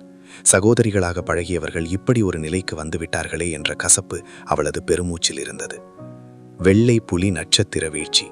மெதுவாக பிங்கு தனது உள்ளங்கையை உயர்த்தினாள். அவளது கையில் ஒரு மெல்லிய நட்சத்திர ஒளி மின்னியது. அது பிரகாசமாக வளர்ந்து ஒரு மர்மமான முப்பட்டக கோலமாக மாறியது. பிங், உன்னை கொல்வேன், கொன்று விடுவேன் என்று பீமை மேலிருந்து கீழே பாய்ந்தாள். வெள்ளைப்புலி மகாராணி பட்டம் எனக்கே சொந்தம், யாரும் அதை பறிக்க முடியாது என்று வானத்தில் பீமை வெறித்தனமாக கத்தினாள். அவளது உடலைச் சுற்றி கருப்பு நிற அசுர ஆற்றல் பற்றி எரிந்தது. தடை செய்யப்பட்ட மருந்தின் முழு வீச்சும் இப்போது வெளிப்பட்டது. அரை சக்கரவர்த்தி நிலை என்று ஒரு வீரர் அதிர்ச்சியில் அலறினார். பீமேவின் பலம் சக்கரவர்த்தி நிலையின் விளிம்பை தொட்டது. அது அங்கேயும் நிற்கவில்லை, மேலும் உயர்ந்து கொண்டே சென்றது. வானம் அதிர்ந்தது, சூரியனும் சந்திரனும் நிலை கொளந்தன. அந்த தூய வெள்ளைப்புலி உருவம் இப்போது கரிய நிறமாக மாறியது. கொலைவெறி, வஞ்சகம் மற்றும் கொடூரம் என அனைத்து எதிர்மறை உணர்வுகளும் பீமேவை கட்டுப்படுத்தின. அவள் ஒரு அசுரனாக மாறிவிட்டாள். சற்று நேரத்திற்கு முன்பு அவளை புகழ்ந்து தள்ளிய சூ மற்றும் சியாவோ வம்ச தலைவர்கள் இப்போது மரண பயத்தில் நடுங்கினர். ஒரு மகாராணிக்கான கம்பீரம் அவளிடம் எங்கே இருக்கிறது? இவள் ஆட்சிக்கு வந்தால் வெள்ளைப்புலி பேரரசே சுடுகாடாகிவிடும் என்று அவர்கள் அஞ்சினர். அவசப்பட்டு அவளிடம் விசுவாச பிரமாணம் செய்ததற்காக அவர்கள் இப்போது இரத்த கண்ணீர் வடித்தனர். ஆனால் உலகில் வருத்தப்படுவதால் மட்டும் எதுவும் மாறிவிடாது. அவர்கள் இப்போது ஒரு வழி இல்லாத பாதையில் சிக்கிக் கொண்டனர். கொல்லு என்ற அந்த ஒற்றை சொல்லுடன் பீமை கருப்பு ஆவியால் சூழப்பட்டு பிங்கை நோக்கி பாய்ந்தாள். சொர்க்கத்தையே சிதைக்கும் அந்த பயங்கரமான ஆற்றல் கீழே இறங்கியது. பிங்கின் விழிகள் ஒரு கணம் மின்னின. அவள் தனது விரல்களை மெல்ல அசைக்க அவளது உள்ளங்கையில் இருந்த அந்த வெள்ளைப்புலி நட்சத்திர அழிவுகோளம் பீமேவை நோக்கி பாய்ந்தது. அடுத்த வினாடி பீமேவை சூழ்ந்திருந்த அந்த அசுர கருப்பு ஆவி சோப்பு நுரையைப் போல சிதறி மறைந்தது. பீமேவின் மார்பில் ஒரு பெரிய துளை ஏற்பட்டது. அவளது அலறல் சத்தம் விண்ணை பிளந்தது. கண்கள், காதுகள், மூக்கு மற்றும் வாயிலிருந்து ரத்தம் பீரிட்டடிக்க அவள் மேலிருந்து கீழே விழுந்தாள். சகோதரி என்று பதறிய பிங் பீமேவின் உடலில் இருந்த இரத்தத்தையும் அழுக்கையும் பொருட்படுத்தாமல் அவளை தனது கைகளில் ஏந்தினாள். இப்போது பீமேவின் கண்களில் இருந்த அந்த வெறியும் வெறுப்பும் மறைந்து ஆழமான விரக்தியும் வருத்தமும் மட்டுமே தெரிந்தன. பிங், என் சகோதரி, எனக்கு சாக விருப்பமில்லை என்று பீமை தனது உள்ளத்தின் உண்மையை உடைந்து போய் சொன்னாள். அவள் வாழ விரும்பினாள். ஆனால் அவளது உயிர் ஏற்கனவே அவளது உடலை விட்டு பிரியத் தொடங்கியிருந்தது. பீமேவின் உயிர் அந்த தடை செய்யப்பட்ட மருந்தால் முழுமையாக உறிஞ்சப்பட்டது. முடிவற்ற வருத்தத்துடன் அவளது தலை ஒருபுறம் சாய அவளது ஆன்மா பாதாள உலகத்தை நோக்கி பயணித்தது. ஓ சகோதரி என்று பிங் ஆழமான வேதனையுடன் பெருமூச்சு விட்டாள். அந்த துயரமான கணத்தில் பிங்கின் முதுகிற்கு பின்னால் ஒரு பயங்கரமான ஆற்றல் சீறி வந்தது. பிங்கின் விழிகள் சுருங்கின. அவள் சோகத்தில் மூழ்கியிருந்ததால் அந்த தாக்குதலை எதிர்க்கும் நிலையில் இல்லை. மரணம் அவளை நெருங்கிய அந்த நொடி டாங் சென் குறுக்கே புகுந்தார். பூம்! உள்ளங்கைகள் மோதின. அதிர்வலைகள் நாலாபுறமும் வெடித்தன. ஒரு உருவம் லேசான காலடிகளுடன் பின்வாங்கியது. அது வேறு யாருமல்ல, ஈவில் செக் தலைவன் குவாங்லாங். டாங் சென் அமைதியாக தனது விசிறியை அசைத்தபடி கேட்டார். என்ன, உன்னால் தோல்வியை ஏற்றுக்கொள்ள முடியவில்லையா? குவாங்லாங் ஏளனமாக சிரித்தார். தோல்வியா? நான் தோற்றுவிட்டேன் என்று யார் சொன்னது? உண்மையான போர் இப்போதுதான் தொடங்குகிறது. அத்தியாயம் 302. துரோகம். வெள்ளைப்புலி மூதாதையரின் உண்மை முகம். உண்மையான போர் இப்போது தொடங்குகிறது. நீ தயாரா என்று குவாங்லாங் கையை உயர்த்திய அடுத்த வினாடி டாங்சனை சுற்றி நிழல்கள் மின்னின. ஈவில் செக் நிபுணர்களான ஷி யுன்சி மற்றும் ஒற்றை கண் டிராகன் ஆகியோர் தங்களது ஆயுதங்களுடன் டாங்சனை முற்றுகையிட்டனர். குவாங்லாங் கைகளை பின்னால் கட்டிக்கொண்டு கம்பீரமாக நின்றார். அறிஞரே, உனக்கு திறமை இருக்கிறது. பிங்கை இந்த அளவுக்கு உன்னால் மாற்ற முடியும் என்று நான் எதிர்பார்க்கவில்லை. ஆனால் என்று விரலை நீட்டியவர், எல்லாம் இத்துடன் முடிகிறது. உனக்கு முன்னால் 2 வழிகள் மட்டுமே உள்ளன. ஒன்று மரணம், மற்றொன்று எனக்கு அடிபணிந்து எனது லட்சியங்களுக்கு துணையாக இருப்பது. டாங்சென் மெல்ல புன்னகைத்தார். என்னை தேர்ந்தெடுக்க சொல்ல உனக்கு தகுதி இருப்பதாக நினைக்கிறாயா? அதை நீ சோதித்து பார்க்க விரும்புகிறாயா என்று குவாங்லாங் கேட்டபோது மேலிருந்து ஒரு மாபெரும் அழுத்தம் இறங்கியது. பிங் அதிர்ச்சியில் நடுங்கினாள். அண்ணாந்து பார்த்தவள் உறைந்து போனாள். மூதாதையரே, நீங்களா? அந்த பயங்கரமான அழுத்தத்தை செலுத்தியது வெள்ளைப்புலி மூதாதையர். அவர் மெல்ல கீழே இறங்கி குவாங்லாங்கிற்கு அருகில் வந்து நின்றார். அரங்கமே குழப்பத்தில் ஆழ்ந்தது. என்ன, வெள்ளைப்புலி மூதாதையர் ஈவில் செக் தலைவனுடன் கைகோர்த்திருக்கிறாரா? அப்படியானால் இளவரசிகளுக்கிடையிலான இந்த பகை மூதாதையரால் திட்டமிடப்பட்டதா என்று கோத்திர தலைவர்கள் அதிர்ச்சியில் உறைந்தனர். டாங்சென் இதை பார்த்து ஆச்சரியப்படவில்லை. அவர் மூதாதையரையும் குவாங்லாங்கையும் உற்று பார்த்தார். அப்படியானால் நீங்களும் இந்த சதியில் பங்குதாரர்தான் என்றார். வெள்ளைப்புலி மூதாதையர் குளிர்ந்த குரலில் சொன்னார். சதியா? இல்லை, இது பேரரசின் எழுச்சிக்கான தியாகம். அந்த ஆன்மீக முத்தை பெற யாராவது ஒரு இளவரசி அழிய வேண்டும் என்பது விதி. இப்போது பீமை இறந்து விட்டாள். அவளது இரத்தம் அந்த முத்தை எழுப்ப போதுமானது. இப்போது எஞ்சியிருப்பது உன்னை அகற்றுவதுதான். அரங்கத்தில் இருந்த தற்காப்பு கலை நிபுணர்கள், ஏன் அந்த பேரரசின் பாதுகாவலர்கள் கூட பேச்சற்று நின்றனர். தங்களால் எடை பார்க்க முடிகிறது என்பதை அவர்களால் நம்பவே முடியவில்லை. புகழ்பெற்ற வெள்ளைப்புலி மூதாதையர் கொடூரமான ஈவில் செக்ட் தலைவனுடன் கைகோர்ப்பதா? மூதாதையரே, ஏன் என்று பிங் நம்ப முடியாமல் கேட்டாள். வெள்ளை புலி மூதாதையர் அமைதியாக கூறினார். என்னை தப்பாக நினைக்காதே பிங். உண்மை என்னவென்றால் நான் இல்லாமல் இந்த வெள்ளை புலி பேரரசு இருக்க முடியாது. பிங் உறைந்து போனாள். மூதாதையர் எதை சொல்கிறார் என்பது அவளுக்கு புரியவில்லை. ஆனால் டாங் சென் அனைத்தையும் புரிந்து கொண்டார். அவரது கண்கள் உண்மையை கண்டறிந்த வேகத்தில் மின்னின. அவர் மெல்ல தனது தலையை அசைத்தார். அப்போது குவாங் லாங் பேசினார். உனக்கு இன்னும் புரியவில்லையா? வெள்ளை புலி மூதாதையர் மிகவும் வயதானவர். அவரது ஒரு கால் ஏற்கனவே சுடுகாட்டில் இருக்கிறது. ஆனால் என்னிடம் அழியாத நீரூற்று இருக்கிறது. அது அவருக்கு இன்னும் 100 ஆண்டுகால வாழ்வை தரும். மூதாதையர் பெருமூச்சு விட்டார். வெள்ளை புலி பேரரசு தலைமுறை தலைமுறையாக வளர்ந்து இந்த வலிமையான நிலையை எட்டியுள்ளது. நான் விழுந்துவிட்டால் உங்களில் யாரால் இதை தாங்கி பிடிக்க முடியும்? எனது செயல்கள் அனைத்தும் பேரரசின் நன்மைக்காகத்தான். பிங், இதை நீ புரிந்து கொள். உன் இரத்த சத்தை என்னிடம் ஒப்படைத்துவிடு. அவரது வார்த்தைகள் கூட்டத்தினரிடையே சலசலப்பை ஏற்படுத்தின. மூதாதையர் சொல்வது முற்றிலும் தவறல்ல. இந்த பேரரசால் அவரை இழக்க முடியாது என்று சிலர் முணுமுணுத்தனர். ஆம், அவர் இருக்கும் வரை நாம் நிம்மதியாக இருக்கலாம். ஈவில் செக்ட் தலைவனுடன் சேர்வது அவமானம் என்றாலும் பேரரசின் எதிர்காலத்துக்கு முன்னால் கௌரவம் முக்கியமல்ல. பல கோத்திர தலைவர்களும் பாதுகாவலர்களும் இப்போது மூதாதையரின் பக்கம் சாயத் தொடங்கின. இதை கண்ட மூதாதையர் புண்டகைத்தார். அவரிடம் இருந்த கடைசி குற்ற உணர்வும் மறைந்து போனது. தனது முடிவு சரியானது என்று அவர் ஆழமாக நம்பினார். சரியாக அந்த நேரத்தில் ஒரு கட்டுக்கடங்காத சிரிப்பு வானை பிளந்து அனைவரது இதயங்களையும் அதிர வைத்தது. அனைவரும் அதிர்ச்சியில் அமைதியானார்கள். ஹா ஹா ஹா! டாங் சென் விழுந்து விழுந்து சிரித்தார். அவரது அந்த எல்லையற்ற ஆற்றல் மூதாதையர் மற்றும் குவாங்லாங் போன்ற வீரர்களை கூட குளிர செய்தது. மெல்ல அந்த சிரிப்பு அடங்கியது. டாங் சென்னின் முகத்தில் இப்போது ஏளனம் மட்டுமே மிஞ்சியிருந்தது. வெறும் 100 ஆண்டுகால அற்ப வாழ்விற்காக அப்பாவிகளின் உயிர்களை பலி கொடுக்கிறாயா? நன்று மூதாதையரே, மிக நன்று. உனக்கு என்ன தெரியும் என்று அந்த முதியவர் ஆத்திரத்தில் முகம் சிவக்க கேட்டார். டாங் சென் அவரை இரக்கமின்றி இடைமறித்தார். முட்டாளே, நீ இந்த பேரரசை பாதுகாக்க வருவதற்கு முன்னால் இது என்ன அழிந்து விட்டதா? மூதாதையர் வார்த்தைகளின்றி தடுமாறினார். ஆம், அவர் பிறப்பதற்கும் மூதாதையர் என்ற பட்டத்தை பெறுவதற்கும் ஆயிரக்கணக்கான ஆண்டுகளுக்கு முன்னரே வெள்ளை புலி பேரரசு செழிப்பாகத்தான் இருந்தது. உனது கேவலமான வாழ்நாளை நீட்டிக்க பேரரசின் எதிர்காலத்தையே விலையாக கொடுக்கிறாயே, நீ எப்படி? முட்டாள்தனம்! இன்னும் ஒரு 100 ஆண்டு காலம் வாழ்வதால் பிங்கை போன்ற ஒரு மேதையை உன்னால் உருவாக்கிவிட முடியும் என்று நினைக்கிறாயா? வெள்ளை புலி மூதாதையர் வாதிட முயன்று வாயை திறந்தார். ஆனால் அவரிடமிருந்து வார்த்தைகள் வரவில்லை. அவரால் எதற்கும் உத்தரவாதம் அளிக்க முடியாது என்பது அவருக்கே தெரியும். கூட்டத்தினர் மெல்ல உண்மையை உணரத் தொடங்கினர். பிங்கின் அபாரமான சாகுபடி திறமையை அனைவரும் நேரில் கண்டிருந்தனர். இத்தகைய தேஜஸை 1000 ஆண்டுகளில் யாரும் கண்டதில்லை. மூதாதையர் இன்னும் 200 அல்லது 300 ஆண்டுகள் வாழ்ந்தாலும் 2வது பிங் ஒருபோதும் பிறக்கப் போவதில்லை. அப்படியென்றால் மூதாதையரின் செயல்கள் பேரரசின் நன்மைக்காக அல்ல, மாறாக அது பேரரசின் அழிவுக்கான முதல் அறிகுறி. நொடி பொழுதில் மக்களின் பார்வை மாறியது. மூதாதையரின் நிலைமை சங்கடமானது. நிலைமை மோசமாவதைக் கண்ட குவாங்லாங் குரலை தாழ்த்தி, மூதாதையரே, இது தயங்குவதற்கான நேரமல்ல. தயக்கம் பேரழிவை தரும். இப்போதே அவனை கொன்றுவிடுங்கள் என்றார்.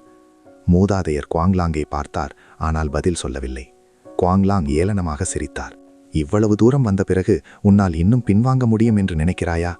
மூதாதையர் ஒரு நீண்ட பெருமூச்சு விட்டார். அவர் வெளிப்படையாக தோன்றிய அந்த நொடியே திரும்புவதற்கான பாதை அடைபட்டு விட்டது. மிக நன்று. அப்படியானால் நாம் தாக்குவோம். ஒரே நேரத்தில் வெள்ளை புலி மூதாதையரும் குவாங்லாங்கும் தங்கள் எல்லையற்ற ஆற்றலை வெளிப்படுத்தினர். ஒருவர் செயின்ட் நிலையில் இருந்தார், மற்றவர் அதற்கு ஒருபடி கீழே. அவர்களது ஆக்ரோஷமான அழுத்தம் நாலாபுரமும் பரவியது. அங்கிருந்தவர்கள் நடுங்கினர். நல்லதல்ல, செயின்ட் நிலை நிபுணர்களின் சக்தி பயங்கரமானது. உடனே பின்வாங்குங்கள், இல்லையென்றால் நாம் இதில் சிக்கி சிதைந்து விடுவோம் என்று வீரர்கள் அலறிக்கொண்டு பின்வாங்கினர். டாங் சென் மெல்ல புன்னகைத்தார். மூதாதையரே, ஏகாதிபத்திய நகரத்தை அழிப்பதை பற்றி உங்களுக்கு பயமில்லையா? அந்த முதியவரின் முகம் கோபத்தில் சிவந்தது. அழிந்தால் என்ன? என்னால் அதை மீண்டும் கட்ட முடியும். சரி, ஆனால் இது பிங்கின் தேசம். அதை நாம் கவனக்குறைவாக அழிக்கக்கூடாது. வாருங்கள், 9 வானங்களுக்கு மேலே சென்று போரிடுவோம் என்று கூறிவிட்டு டாங் சென் வானத்தை நோக்கி சீறி பாய்ந்தார். சி யுன்சியின் கண்கள் குளிர்ந்தன. அவளது பறக்கும் வாள் உடனடியாக டாங் செனின் உயிர்நிலைகளை குறிவைத்து சீறியது. அதே நேரத்தில் ஒற்றைக்கண் டிராகன் தனது 2 வாள்களால் தாக்கினான். அவ்வளவு சீக்கிரம் தப்பிக்க முடியாது என்று சிரித்தபடி டூடாரன் நச்சு புகையை ஏவினார். ஒரு கணத்தில் டாங் செனை சுற்றி மரணம் சூழ்ந்தது. நீங்களாகவே உங்கள் அழிவை தேடிக்கொள்கிறீர்கள் என்று மெல்ல பெருமூச்சு விட்ட டாங்சன் தனது சொர்க்கத்தை எதிர்க்கும் 12 வடிவங்களை வெளிப்படுத்தினார். எல்லையற்ற இடி. டாங்சன் தனது உள்ளங்கையை இறுக்கினார். அந்த பிரம்மாண்டமான வெட்டவெளிகள் இரத்த சிவப்பான மின்னல்கள் தோன்றின. அந்த மூத்த நிபுணர்களின் கண்கள் அதிர்ச்சியில் விரிந்தன. இது இரத்த மின்னலின் சக்தியா? நிபுணர்களின் கண்கள் அதிர்ச்சியில் சுருங்கின. அவர்களின் முகத்தில் பயம் உறைந்திருக்கும் போதே அந்த இரத்த மின்னல் பிளட் லைட்னிங் அவர்களின் தாக்குதல்களை கிழித்து கொண்டு பாய்ந்து அவர்களின் மார்பை துளைத்தது. வா! அலறல் சத்தங்களுக்கிடையே நடுவானில் 3 இரத்த மேகங்கள் சிதறி மறைந்தன. டாங் சென் மிகவும் கம்பீரமாக வானத்தை நோக்கி உயர்ந்தார். அத்தியாயம் 303. பிங்கின் சக்தி. இளவரசிக்காக போரிடுவேன். ஒரே ஒரு நகர்வில் 3 எர்த் சாவரின் நிலை நிபுணர்கள் நொடிப்பொழுதில் கொல்லப்பட்டனர். அது என்ன வித்தை? விஷத்தாவெஸ்ட், சியுன்சி மற்றும் ஒற்றைக்கண் டிராகன் அனைவரும் கொல்லப்பட்டு விட்டார்களா? கடவுளே, இவன் யார்?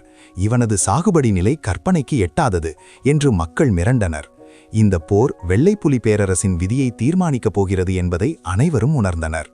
மேகங்களுக்கு மேலே நின்றிருந்த டாங் சென்னின் பார்வை உலகையே ஆளுவது போன்ற கர்வத்துடன் இருந்தது.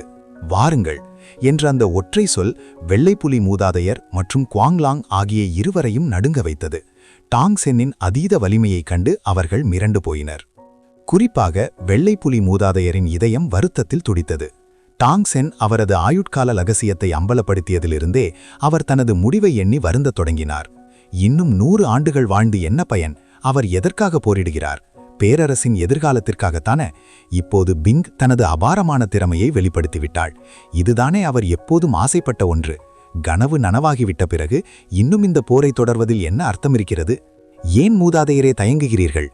உங்களால் இப்போது பின்வாங்க முடியாது. நீங்கள் அவனை கொல்லவில்லை என்றால் அவன் உங்களை கொன்று விடுவான். புரிகிறதா என்று குவாங்லாங் ஆக்ரோஷமாக கத்தினான். டாங் சென் ஒரு ஆழ்கடலைப் போல அளவிட முடியாதவர் என்பதை அவர் உணர்ந்துவிட்டார். ஒரு செயின்ட் நிலை நிபுணரான மூதாதையரின் உதவியில்லாமல் டாங் சென்னை வீழ்த்துவது சாத்தியமில்லை. ஆனால் டாங் சென்னின் வார்த்தைகள் மூதாதையரின் போர்க்குணத்தையே அணைத்துவிட்டன. மூதாதையரின் முகத்தில் பல மாற்றங்கள் தெரிந்தன. ஆனால் அவர் மௌனமாகவே இருந்தார். அப்போது குவாங்லாங் தனது கடைசி துருப்பு சீட்டை எடுத்தார். மூதாதையரே, நீங்கள் உங்கள் முழு பலத்தையும் பயன்படுத்தினால் நான் உங்களுக்கு மற்றொரு அழியாத அமிர்த குப்பியை தருகிறேன். இந்த வார்த்தைகள் மூதாதையரை உற்சாகத்தில் அதிர வைத்தன. மேலும் ஒரு 100 ஆண்டுகள் கால கூடுதல் வாழ்வு. அவரது கண்களில் மீண்டும் ஒரு பேராசை மின்னியது. சரி, நான் உனக்கு உதவுகிறேன் என்று கூறிவிட்டு அவர் தனது செயின்ட் நிலை ஆற்றலை முழுமையாக திரட்டினார். 200 ஆண்டுகால கூடுதல் ஆயுள் என்பது சாதாரணமானதல்ல. மூதாதையரின் மனதிலிருந்த கடைசி தயக்கமும் இப்போது அந்த பேராசையில் கரைந்து போனது. சரி, ஆரம்பிக்கலாம் என்று அவர் கர்ஜித்தார். குவாங்லாங் தனது படையினருக்கு கட்டளையிட்டார். கிரைம்கேட் வீரர்கள் அனைவரும் ஒன்று கூடுங்கள். பிங்கை இப்போதே கொல்லுங்கள். வெள்ளைப்புலி மூதாதையரும் பின்வாங்கவில்லை. அரண்மனை வீரர்களே, பிங்கை ஒழித்து கட்டுங்கள் என்று ஆணையிட்டார். இதை கேட்ட வெள்ளைப்புலி நகரமே அதிர்ச்சியில் உறைந்தது. மூதாதையர் முற்றிலும் பைத்தியமாகிவிட்டார். இவ்வளவு பெரிய மேதையை தனது சுயநலத்திற்காக கொல்லத் துணிகிறாரே. இவரின் கையில் நாடு இருந்தால் அழிவு நிச்சயம் என்று மக்கள் கொதித்தெழுந்தனர். நமது ஒரே நம்பிக்கை இளவரசி பிங்குதான். அவர் இரக்க குணம் கொண்டவர். அவர் ஆட்சிக்கு வந்தால் மட்டுமே நாம் நிம்மதியாக வாழ முடியும். அவருக்காக நாம் போராடுவோம் என்று சாதாரண வீரர்களும் மக்களும் கிளர்ச்சியில் இறங்கினர். அதே சமயம் கிரைம்கேட்டின் எலைட் வீரர்கள் பிங்கை முற்றுகையிட்டனர். அவர்கள் அனைவரும் சாதாரண வீரர்கள் அல்ல. ஃபவுண்டேஷன் எஸ்டாப்ளிஷ்மெண்ட் நிலையை தாண்டிய பயங்கரமான கடற்கொள்ளையர்களும் கொடுங்கோளர்களும் ஆவர். அவர்களில் 10க்கும் மேற்பட்டோர் எம்பரர் நிலை நிபுணர்கள். பிங்கின் முகம் பனிக்கட்டி போல குளிர்ந்தது. அவளது முதுகிற்கு பின்னால் ஒரு பிரம்மாண்டமான வெள்ளைப்புலியின் ஆவி மெல்ல உருவெடுத்தது. அசுர கூட்டமே, இன்று உங்களை வேரோடு அழிப்பேன் என்று அவள் சூளுரைத்தாள். பூம்! மலைகள் சரிவதைப் போலவும் கடல் பொங்கி வருவதைப் போலவும் அவளது உடலிலிருந்து ஆற்றல் வெடித்தது. முன்னால் பாய்ந்து வந்த கிரைம்கேட் நிபுணர்கள் பலரும் அந்த அதிர்வலையிலே இரத்த மேகங்களாக சிதறினர். எஞ்சியிருந்த எம்பரர் நிலை சீடர்கள் மூச்சுவிடக்கூட முடியாமல் திணறினர். செயின்ட் நிலை, அவளது ஆற்றல் செயின்ட் நிலையை தொட்டுவிட்டது. இதனால்தான் பி மேவை அவளால் மிக எளிதாக வீழ்த்த முடிந்தது. இவளை இப்போதே அழிக்காவிட்டால் நம் கிரைம்கேட் அழிந்துவிடும். கொல்லுங்கள் அவளை என்று அவர்கள் மரண பயத்தில் கத்தினர். அதிர்ச்சியிலிருந்து மீண்ட கிரைம்கேட் தற்காப்பு கலை நிபுணர்கள் பின்வாங்குவதற்கு பதிலாக இன்னும் வெறித்தனமாக கர்ஜித்தபடி முன்னேறினர். மரணத்தின் விளிம்பிலேயே வாழ்ந்து பழகிய அந்த சட்டவிரோத கும்பல் பிங் தங்களை கொல்லப் போகிறாள் என்பதை உணர்ந்ததும் தங்களது முழு பலத்தையும் காட்டத் தொடங்கினர். பிங் தனது தாக்குதலை தொடங்க தயாரான வேளையில் அவளுக்கு பின்னாலிருந்து ஆதரவு குரல்கள் கேட்டன. இளவரசியே, அஞ்சாதீர்கள், நாங்கள் உங்களுக்கு துணையாக இருக்கிறோம் என்று கூறி பல கோத்திரங்களின் தலைவர்கள் வானத்தில் பாய்ந்து கிரைம் கேட் வீரர்களுடன் மோதினர். கிரைம் கேட் நீண்ட காலமாகவே மக்களால் வெறுக்கப்பட்டு வந்தது. ஆனால் அவர்களுக்குள் ஒற்றுமை இல்லாததால் இவ்வளவு காலம் அமைதி காத்தனர். இப்போது டாங்சென் மற்றும் பிங் ஆகியோர் முன்னின்று வழிநடத்துவதைக் கண்டதும் கிரைம் கேட்டை வேரோடு அழிக்கும் நம்பிக்கை அனைவருக்கும் பிறந்தது. புதிய ஆட்சியின் ஸ்தாபக அமைச்சர்களாகும் கௌரவம் ஒருபுறம், பேரரசின் உடலில் இருக்கும் நச்சுக்கட்டியை அகற்றுவது மறுபுறம் என அனைவரும் ஆக்ரோஷமாக போரிட்டனர். வெள்ளைப்புலி ஏகாதிபத்திய நகரத்தின் சதுரத்திற்கு மேலே ஒளி அலைகளும் வெடிப்புச் சத்தங்களும் இடைவிடாது எதிரொலித்தன. வானத்திலிருந்து சடலங்கள் மழையாக பொழிந்தன. அவற்றில் பெரும்பாலானவை கிரைம் கேட் வீரர்களுடையவை. அப்போது பிங்கை சுற்றி பல பயங்கரமான ஆற்றல்கள் மேலிருந்து இறங்கின. இளவரசியே, இது போதும், வெள்ளைப்புலி பேரரசின் நலனுக்காக நீங்கள் வீழ வேண்டும் என்று கூறி பல டசன் ஏகாதிபத்திய காவலர்கள் பிங்கை முற்றுகையிட்டனர். நீங்கள் கிளர்ச்சி செய்கிறீர்களா என்று பிங் வினவியபோது அவளது பார்வையின் கூர்மை தாங்காமல் பல காவலர்கள் தலைகுனிந்தனர்.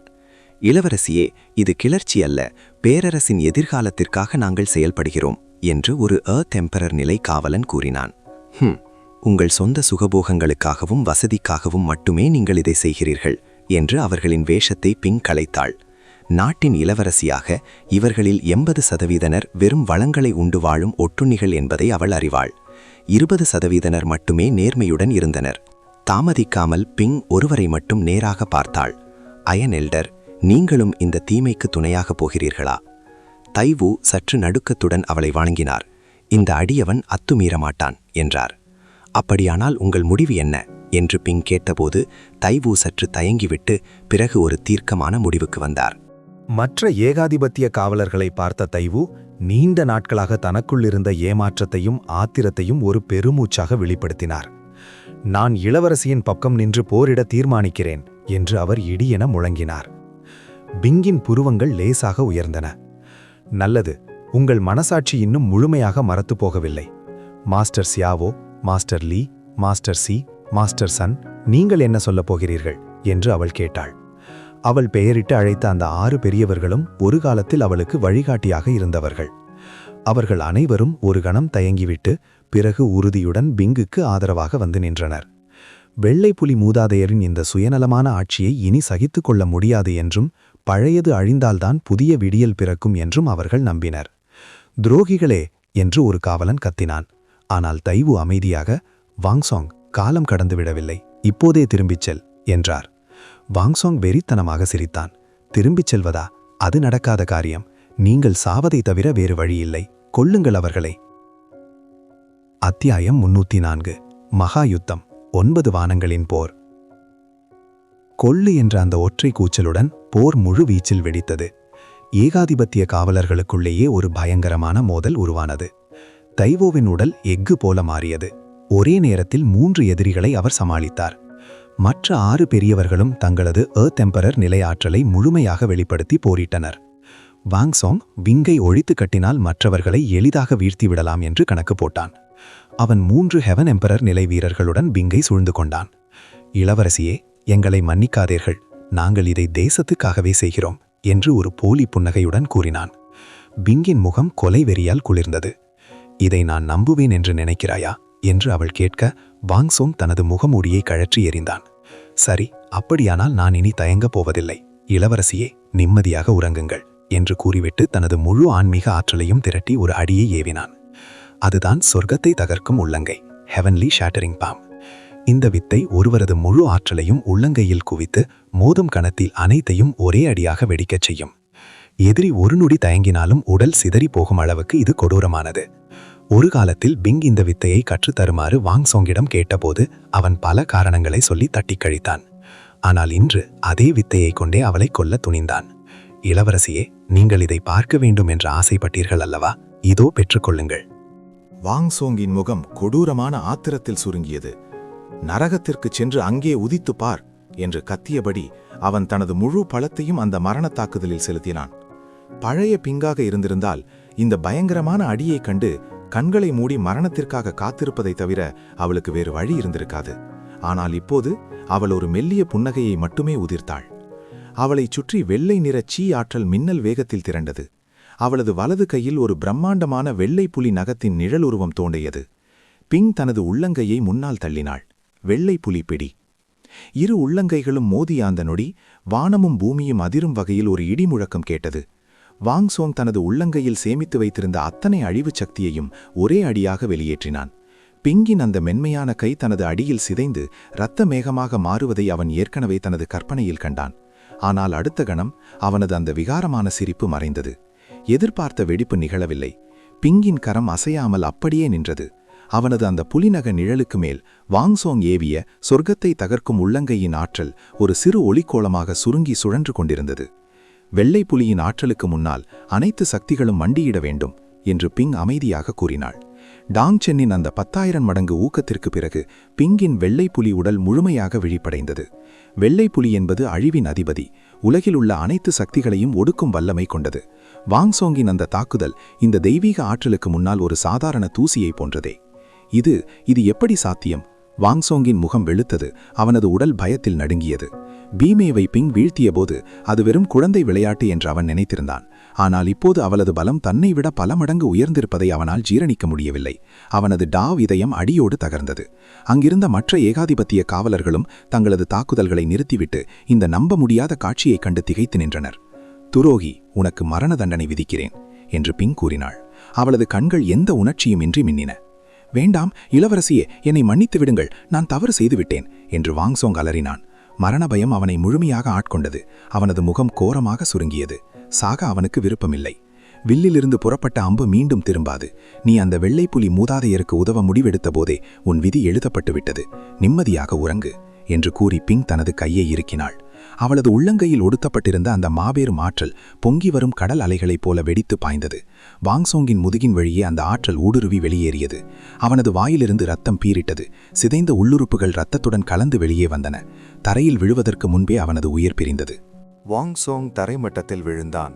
அவனது முகம் மாறாத வருத்தத்தில் உறைந்திருந்தது. ஒரு பிரகாசமான எதிர்காலம் அந்த நொடியே சாம்பலானது. ஒவ்வொரு ஏகாதிபத்திய வீரருக்கு பின்னாலும் ஒரு சக்தி வாய்ந்த குடும்பம் இருந்தது. இப்போது வாங்சோங் விழுந்ததால் கிளர்ச்சி குற்றம் ஒட்டுமொத்த வாங் குடும்பத்தின் மீதும் விழுந்தது. மத்திய சதுரம் முழுவதும் ஒரு நிசப்தம் நிலவியது. பிங்கை ஆதரித்தவர்களின் முகம் உற்சாகத்தில் ஜொலித்தது. அவர்களின் மன உறுதி விண்ணை தொட்டது. அவளுக்கு எதிராக கிளர்ச்சி செய்தவர்கள் முகம் வெளுத்து போய் நின்றனர். எண்ணிக்கை அதிகமாக இருந்தும் போரிடும் எண்ணம் அவர்களிடம் அடியோடு அழிந்தது. ஒரு மலை சரிந்து விழுவதைப் போல அவர்களின் படை சிதறியது. யாரும் எதிர்பார்க்காத வகையில் அவர்களின் தோல்வி மிக எளிதாக அமைந்தது. அதிகமான குடும்பங்களும் சாகுபடியாளர்களும் பிங்கின் பக்கம் இணைய கிரைம் கேட் எனப்படும் அந்த பாவக் கும்பலின் வீரர்கள் கடைசி ஆள் வரை அழிக்கப்பட்டனர். அதன் உயர்மட்ட உறுப்பினர்கள் அனைவரும் துடை தெரியப்பட்டனர். அந்த பிரிவின் தலைமையகத்தில் இன்னும் சில வீரர்கள் இருந்தாலும் அவர்களால் இனி எந்த அச்சுறுத்தலையும் ஏற்படுத்த முடியாது. பிங்கின் கட்டளையின் கீழ் அவர்கள் விரைவில் வேரோடு அகற்றப்படுவார்கள். இருப்பினும் ஒரு சாரார் இன்னும் ஒரு நம்பிக்கையில் ஒட்டி கொண்டிருந்தனர். வானத்தில் நடக்கும் போரில் வெள்ளைப்புலி மூதாதையர் டாங் சென்னை கொன்று விடுவார் என்று அவர்கள் நம்பினர். மூதாதையரும் குவாங்லாங்கும் வெற்றி பெற்றால் மட்டுமே பிங்கின் விதி மாறும். 9 வானங்களுக்கு மேலே 3 மகா சக்திகள் நேருக்கு நேர் நின்றன. டாங் சென் தனது விசிறியை ஏந்தியபடி புன்னகையுடன் நின்றார். அவரது ஆற்றல் ஓர் ஆழமான படுகுழியைப் போல அல்லது எல்லையற்ற கடலைப் போல அளவிட முடியாததாக இருந்தது. அவருக்கு முன்னால் குவாங்லாங் நின்றார். அவருக்கு பின்னால் செயின்ட் நிலை நிபுணரான வெள்ளைப்புலி மூதாதையர் தனது சக்தியை திரட்டிக்கொண்டு கர்ச்சித்தார். வாருங்கள், டாங் சென் லேசாக சிரித்தார். குவாங்லாங் தனது மணிக்கட்டை சுழற்ற சங்கிலிகள் கலகலவென சத்தமிட்டன. பிடி இல்லாத ஒரு குட்டை வாள் அந்த சங்கிலியில் பிணைக்கப்பட்டு வெறித்தனமாக சுழன்றது. இந்த சங்கிலி வாளை அவர் உண்மையான நிபுணர்களுக்கு எதிராக மட்டுமே பயன்படுத்துவார். இன்று அதை தயக்கமின்றி வெளியே எடுத்ததே அவர் டாங் சென்னை எவ்வளவு தூரம் கண்டு பயப்படுகிறார் என்பதற்கு சான்று. ஓ என்ற ஆக்ரோஷமான கர்ச்சனையுடன் கருப்பு நிற சி ஆற்றல் வானத்தை நோக்கி பொங்கியது. அது ஒரு மாபெரும் கருப்பு துளையாக உருவெடுத்தது. ஓ அசுர ஆற்றல், நீ அசுர உலகத்தை சேர்ந்தவனா? டாங் சென்னின் கண்களில் ஒரு சிறிய ஆச்சரியம் மின்னியது. நீ அதிகமாக தெரிந்து வைத்திருக்கிறாய். என் வாளின் சுவையை உணர் என்று குவாங்லாங் கத்தினார்.